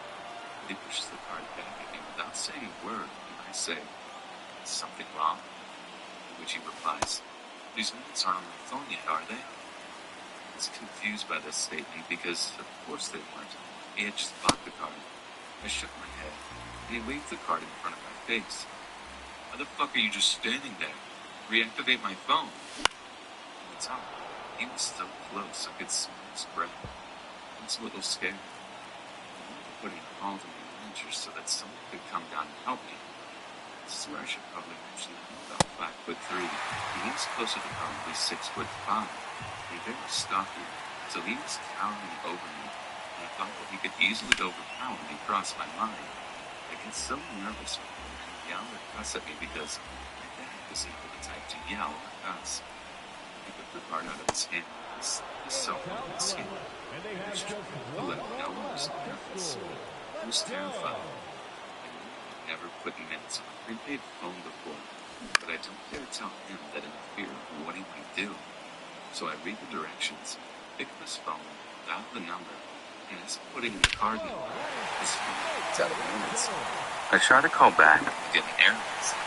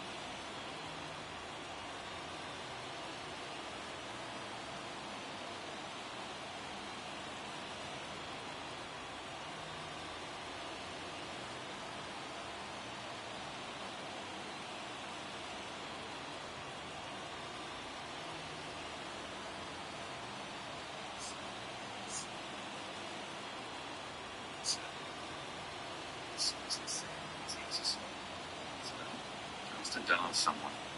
It doesn't work. He looks at me with furious eyes. He screams, "What the fuck did you do to my phone?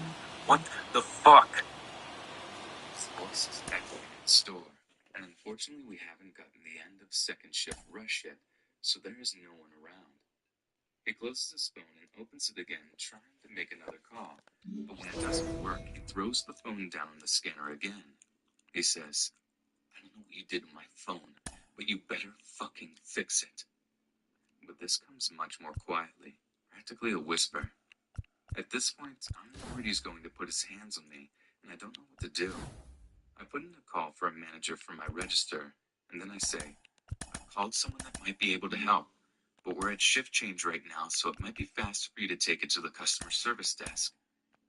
He picks up his phone off the podium, still mumbling under his breath that I fucked up his phone, and I'm hoping I can get out of there before he comes back, or at least have someone else down at the self-check with me. Another 15 minutes go by, and I don't see him again. As I'm picking up items that people left by the registers, getting ready to shut them down for the night, he comes back and stands by the podium. He still looks completely pissed off. My stomach has stank.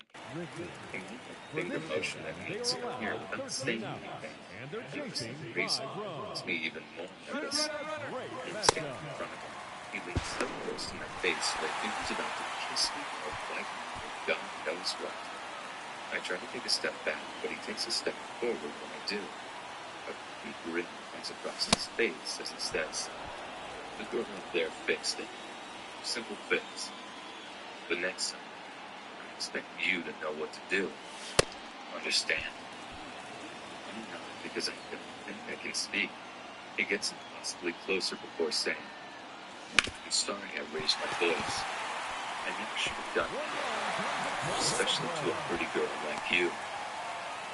And that's the last part. He lightly uses his fingertips to brush my bangs to the side. Took a step back, he said, "Make it up to you. Let me buy you a drink." I shake my head and say, "Thank you. 19. He says, "Get a couple of beers and go back to my place." Again, I shake my head. "No, it's really okay. Much of a drinker. Early morning." He looks displeased with this answer and says, "Tell you what, I'll wait over here by the door just in case you change your mind." I smile at him weakly and tell him to have a good night. And I sit home with the security quickly shut down the registers. Then the manager would tell me about the whole thing.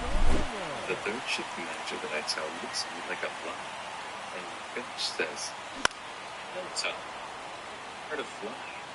Doesn't have it in him. Probably just being dramatic." She turns to another older cashier behind her, shakes her head and mumbles, "Teenagers." I ask if I can have someone to walk me to my car, and they tell me that management is in a meeting and the security guy went home already. So I walked up and went to the bathroom. I waited in the bathroom for about 10 minutes before coming out and attempting to go to my car. When I walked around the corner through the security fence, he wasn't sitting on the bench right there like I had been expecting. I relaxed a little before I realized he was standing just outside the door, finding a way to keep it from closing, smoking a cigarette. He is, in fact, turned toward the door. Luckily, I never locked the front doors. I always went to the corridor, the side door. I quietly closed the door behind me so neither would catch his attention. I rushed to my car, which was, fortunately, very close to the building. As I'm walking to my car, I hear him shout, "Hey, why are you avoiding me? Come here." At this point, I take off into a full-on sprint, which is not easy because I'm wearing Sperry's, so it's like running flies. I get to the car, get in, lock my doors as I'm starting it, and don't even bother with my seatbelt. By that point, he had moved almost all the way to my car and was still yelling at it. He just wanted to talk. I took off as fast as I could and took the longest way home, with the most turns and twists that I could. When I got home, I told my dad about the experience, and he was so angry that no one had answered my calls or believed me. He called the store manager the next day and complained.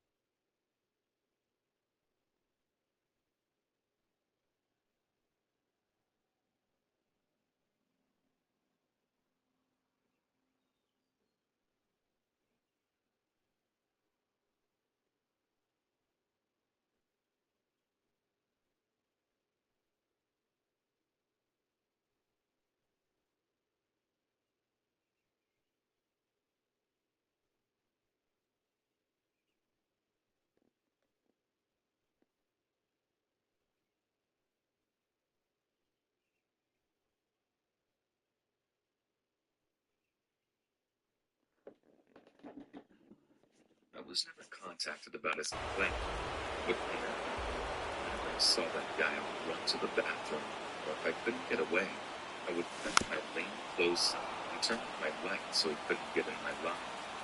You always hear people talking about the people of Walmart as being trashy, but they never tell you about the select few that are scared as hell.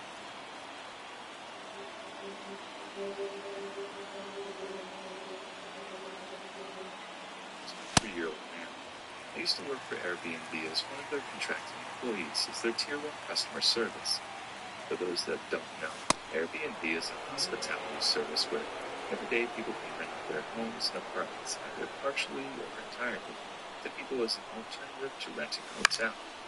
It's a really nice idea, although it's in a legal gray area because while there are no laws preventing it, there are no laws guaranteeing your rights as a tenant either, as there is with signing a lease or mortgage for granted. If your host decides to cancel your reservation, your contract is considered null and void unless you must leave the property, or you can be arrested for trespassing if the host wishes to press charges. I had totaled my car when I hit a patch of black ice in a previous snowstorm, slid into a curb, and snapped my front suspension on the left side of my car. So I was forced to take the light rail to work for the time being. Luckily, I live right next to a light rail station, and my work was within 1/4 of a mile from an hour. I called into the office and told them that I would be late because I had just wrecked my car. Thankfully, they understood. I arrived an hour later, and my trainer sat me between 2 girls who had been chatting away in an attempt to get them to quiet down and pay attention. Needless to say, it didn't really work because the girl to my right, Lily, would just lean forward and talk as if I weren't even there. The girl to my left, Amy, would do the same, and it was hard to pay attention to the instructor. There was another girl there, Susan, sitting to the right of Lily, who would try to join in on conversations.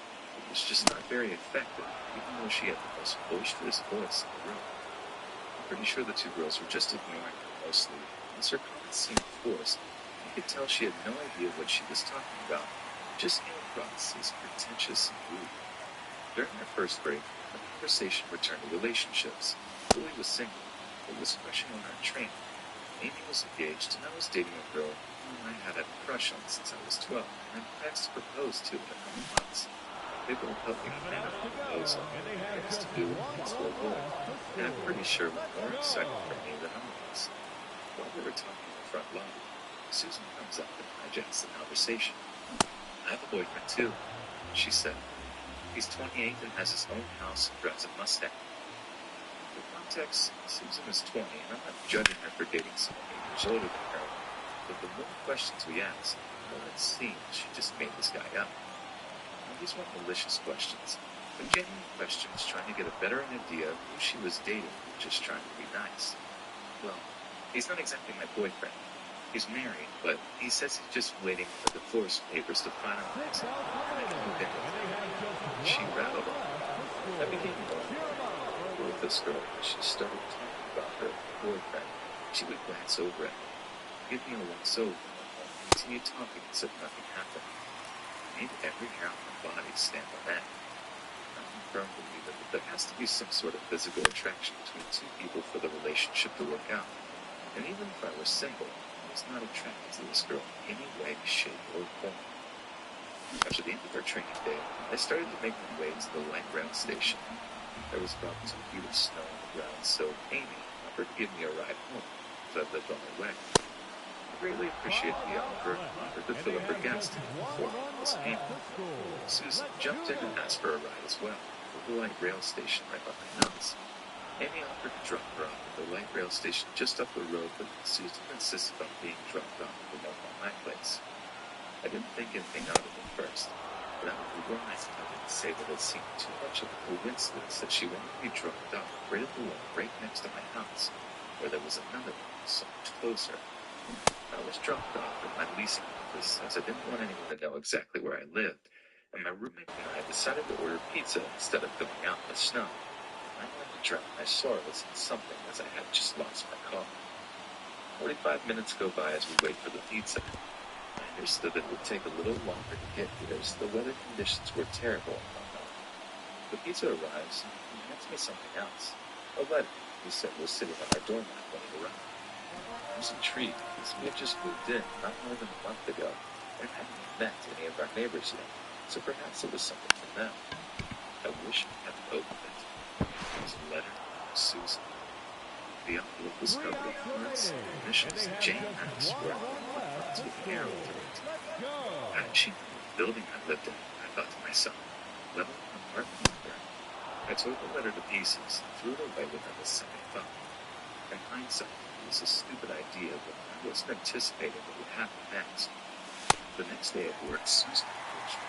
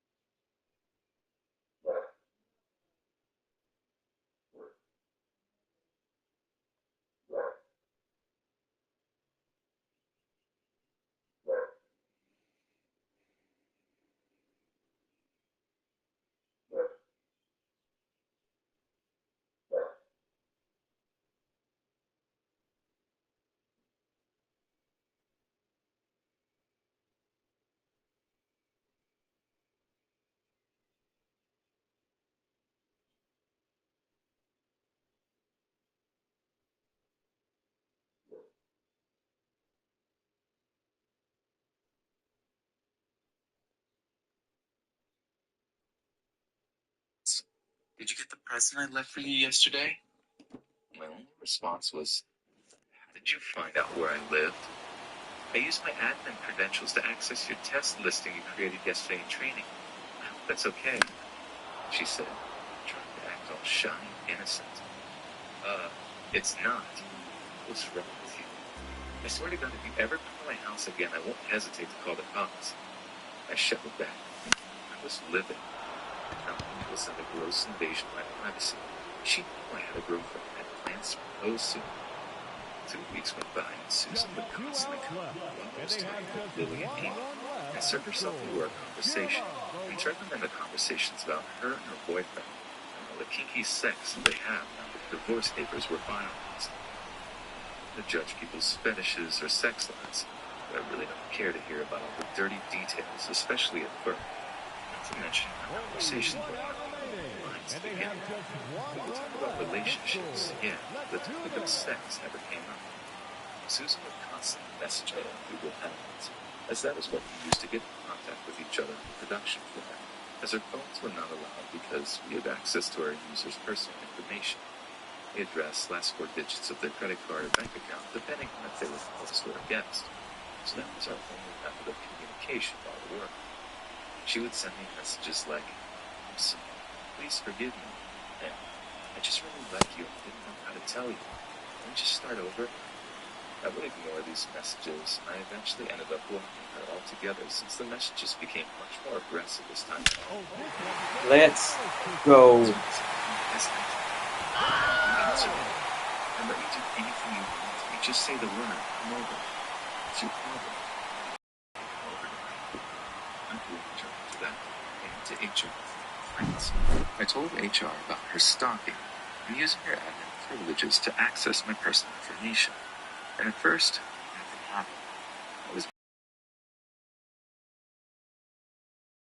over it. And in a way, you should be flattered. After all, guys can't be the victim of sexual harassment, right? And 1 month goes by, and I was actually promoted to Tier 2.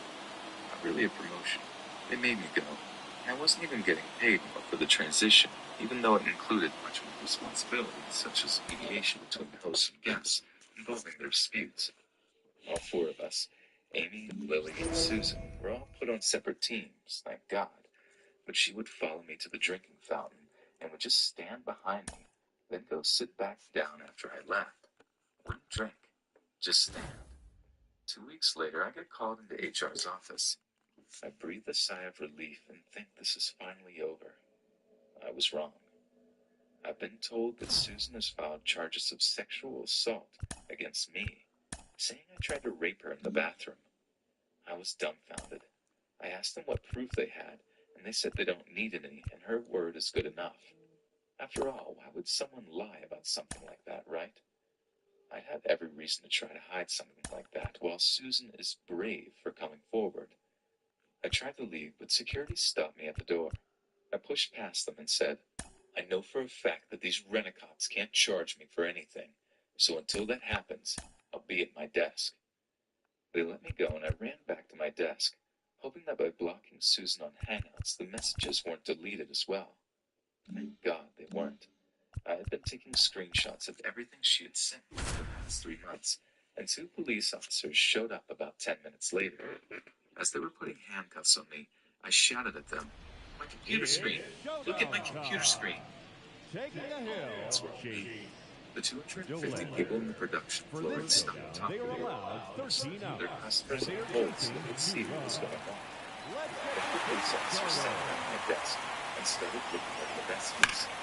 After what seemed like a time, he gets up and says, "Let him go."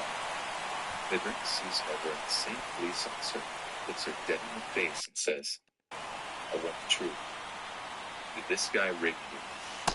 She nodded her head, and the police officer replied, "Really?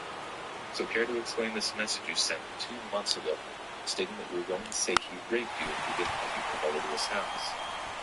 She started crying, trying to say it wasn't true. Making sexual advances towards her, but she wasn't interested.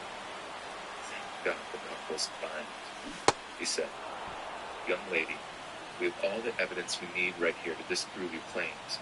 However, if you still insist that he raped you, we can investigate. Keep in mind that if it's found out that you were lying, you'll be in a lot more trouble than he is right now." She insisted that I raped her yesterday in the women's bathroom, so I was officially arrested and brought in for questioning at the police station. They did a rape kit on her, and the cops asked for a DNA sample to compare it to the rape kit sample they took. I, of course, gave it to them and spent the past 2 days in jail. My family was notified, The but I batter, informed them the there first was no baseman, point in spending a week on bail, as I knew I was innocent. On the 3rd day, I was released. No charges were being filed against me, as Susan admitted that she had made the whole thing up. I was asked if I would press charges for the false accusation and try to get a defamation case against her. I declined and was happy that she had been fired and settled for a restraining order. My girlfriend ended up breaking up with me because of all this, saying that she could never trust me again, even though I was found innocent. I guess, on the bright side, I was able to return the ring and put the funds towards a new phone. My lease ended a few months later. I moved across town, got a new job, and prayed every day that I never see her again.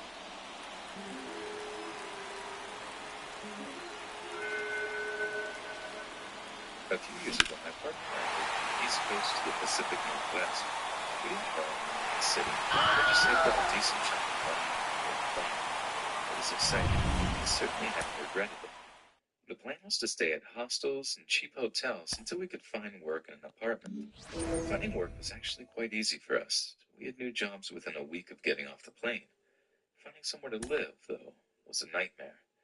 Everywhere we looked had incredibly steep requirements for credit scores and minimum household income. We tried more legitimate sites at first, but after 2 months of hopping around to different hostels and motels, we became desperate, so we decided to try Airbnb. Many of the listings we tried gave us just as much trouble at first. So one day, I'm desperately scouring Airbnb for temporary rooms, and I come across one that seemed a little weird. The poster said that he had a very large house in a nice neighborhood, and that he wanted to rent out a 500 square foot room for $600, and that he would be willing to let us stay there for an entire month, utilities included. In this city, that was suspiciously cheap. He also wrote it in a rambling sort of way. It was almost half an ad for a room, and half an open letter to everyone that had recently accused him of being creepy. Now, obviously, if we weren't so desperate, we wouldn't have even considered contacting this man. But we thought that we might have been at risk for running out of money before we could get in somewhere at this rate, so we gave him a call. On the phone, he sounded relatively normal. He actually suggested that we meet up with him in a public place to talk about the room first. We agreed to meet him at a restaurant near the hostel we were staying, though we didn't tell him which one, of course. He showed up late and looked surprised to actually see us there. He sat down and talked for a long time. I'd say he talked rather than we talked, because he rambled non-stop about himself, how he felt persecuted by everyone in the city, claimed to be an artist and a collector. It was like him repeating himself many times about how the locals just don't understand his passions. He also told us the room he had advertised was currently filled with his collection. What happened?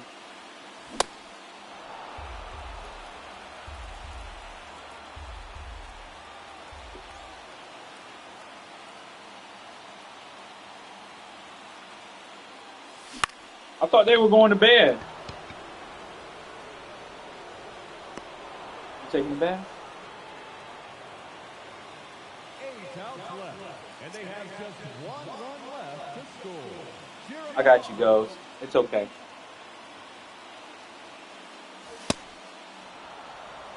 Ghost gets the shake. Oh my goodness.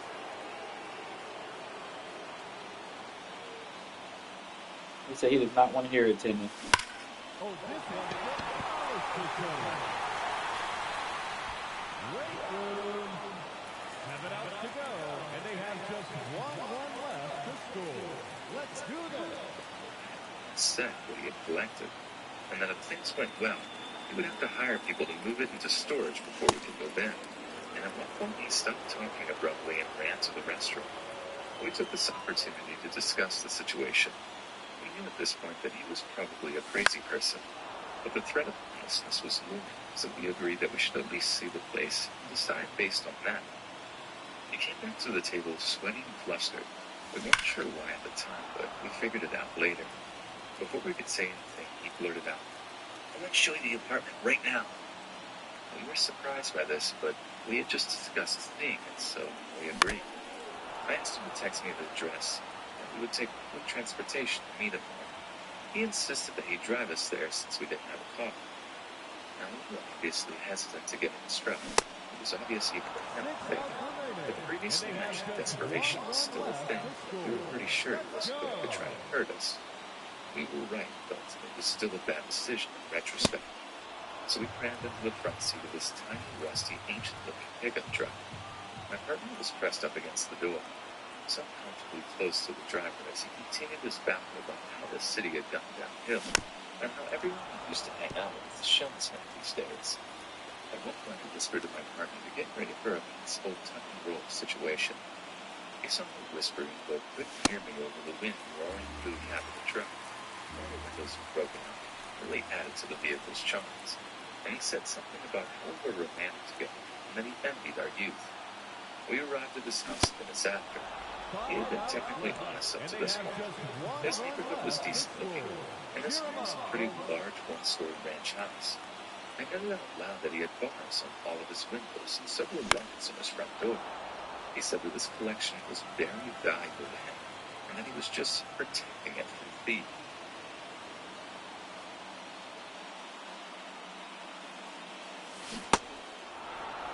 They just went mute. I don't know why.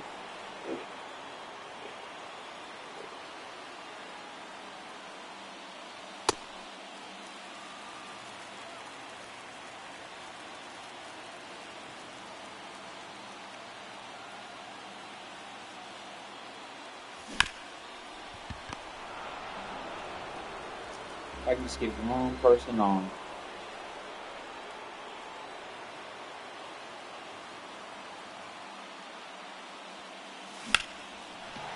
Oh, that's Ace the Devil. Let's go.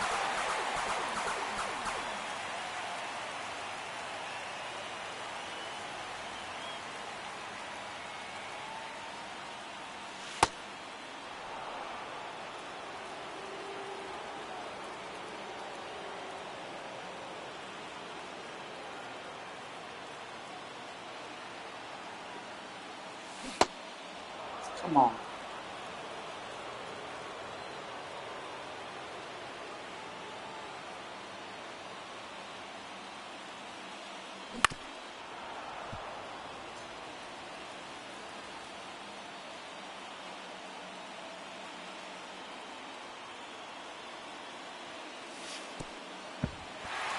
Let's go.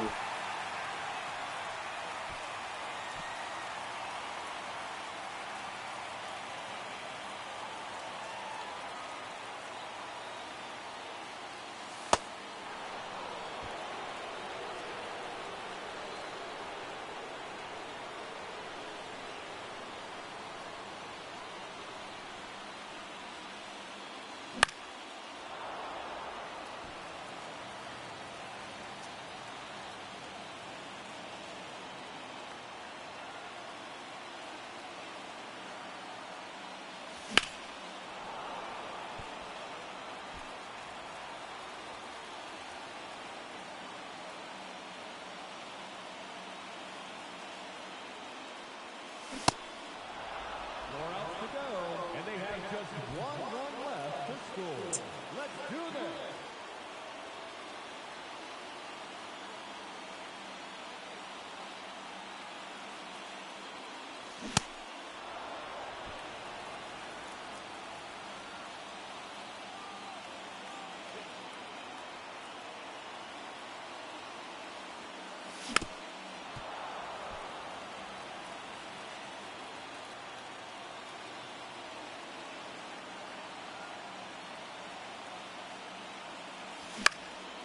Come on. 3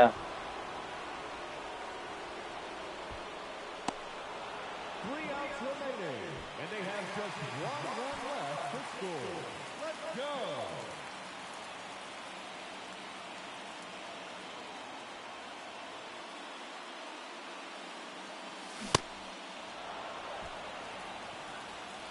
That's bullshit. That was a good time. There's no reason for me to miss it.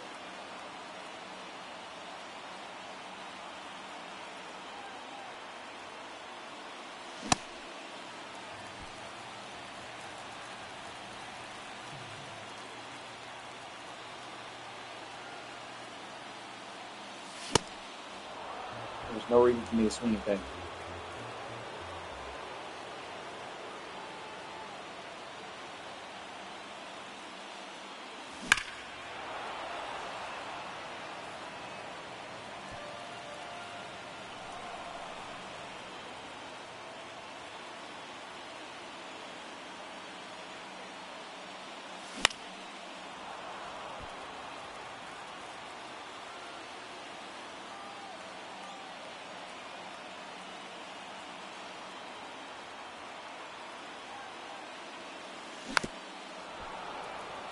See, once again, good swing. It's crazy.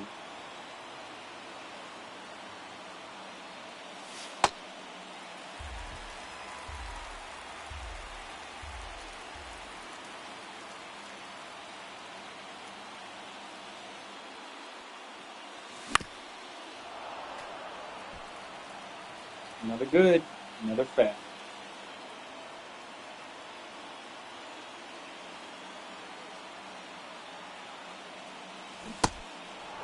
Just 2 outs left, and they have just 1 run left to score. Cheer 'em up. Yeah, this is the last one I can do.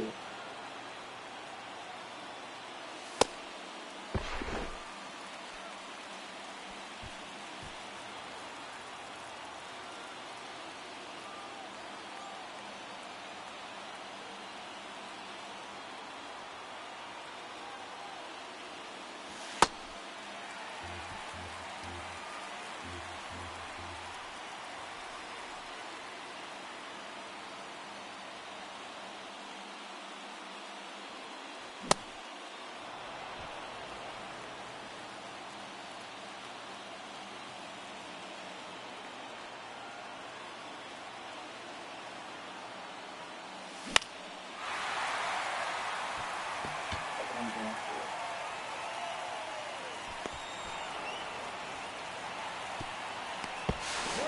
it. Yes! Let's go! I don't think I can make it.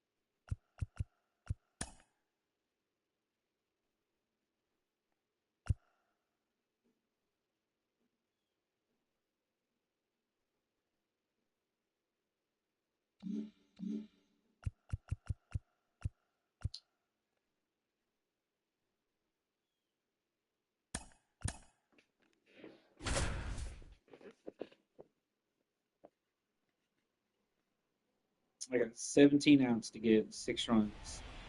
It's showdown time. Throwing the rubber. It's going to shut me down in the regular. In this showdown, they will have 17 outs to play with, and they have 6 runs to score. Let's get this thing started.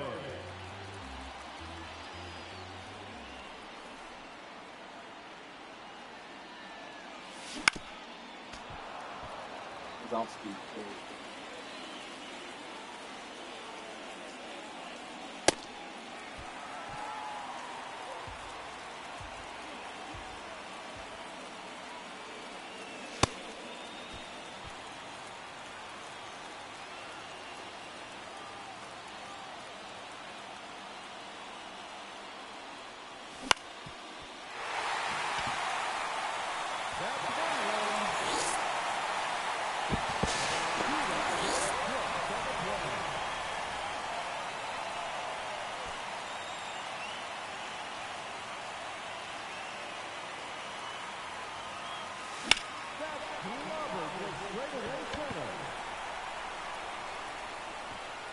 Looks like Chandler needs to hit the late here.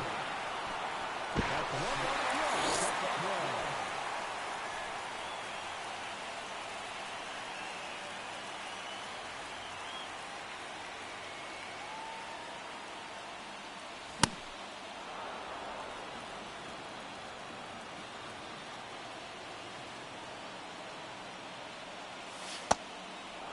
Pitch.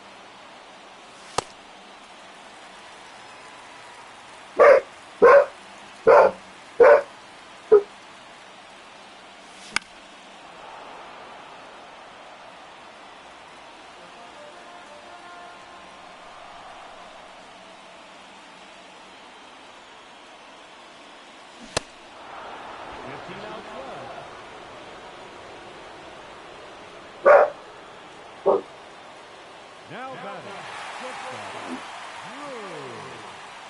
Go!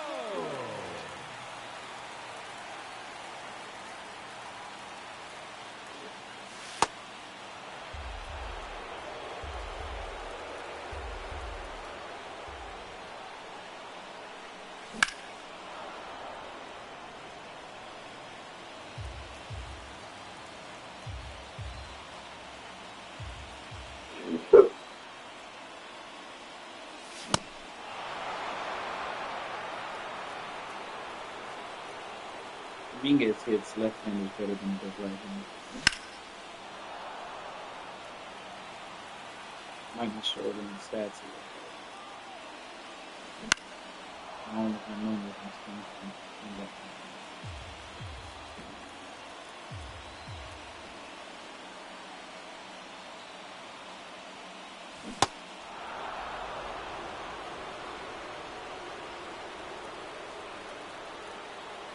Now back, second baseman, Michael.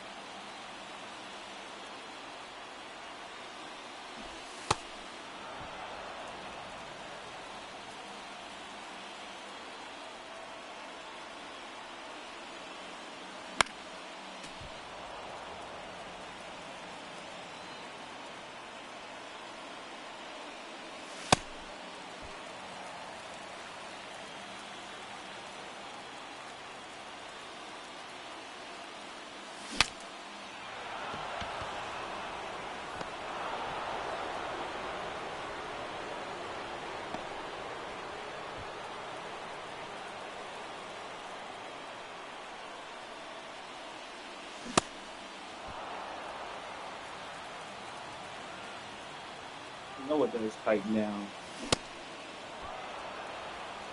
pitches when it's a force for. He beat me by shutting down like 10 in a row. I think the last 6 were running screen position.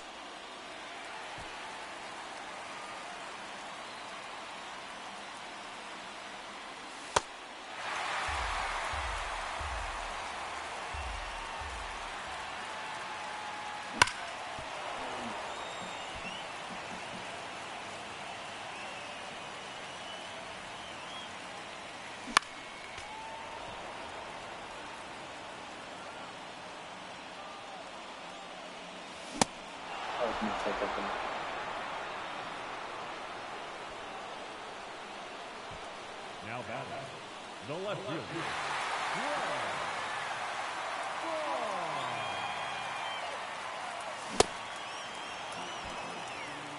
Yeah, I don't understand. That makes no sense. I was right on time with that.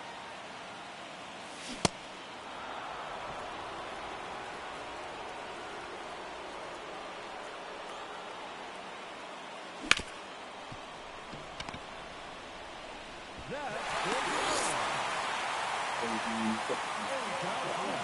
they have just one run left to score. Let's go.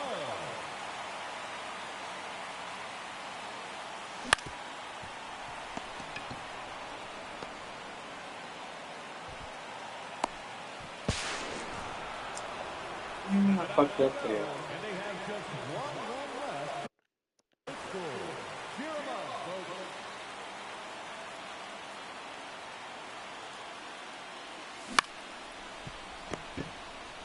Oh, look at that. Look at the double play. A double play.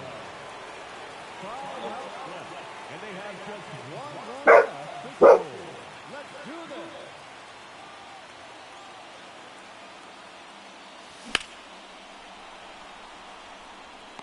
I wouldn't catch him. 4 outs to go. And they have just one run left to score. Let's go.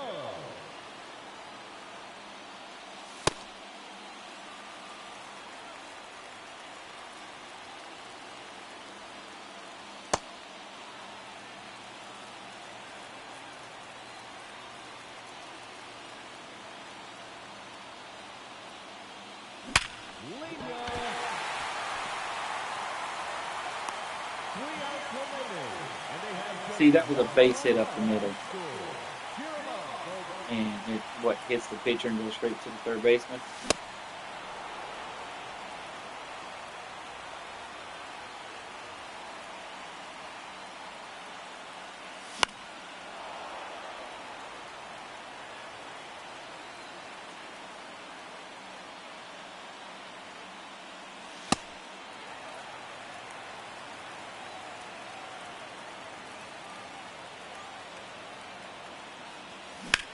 Oh, that's handed to right.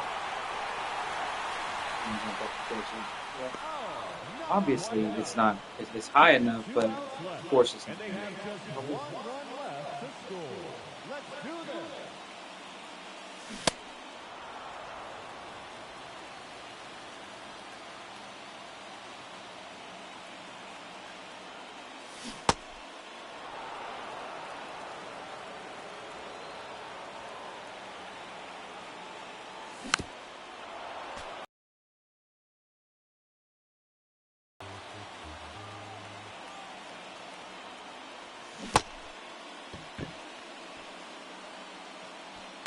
Only 1 out remaining. And they have just one run left to score. It's Let's not. go.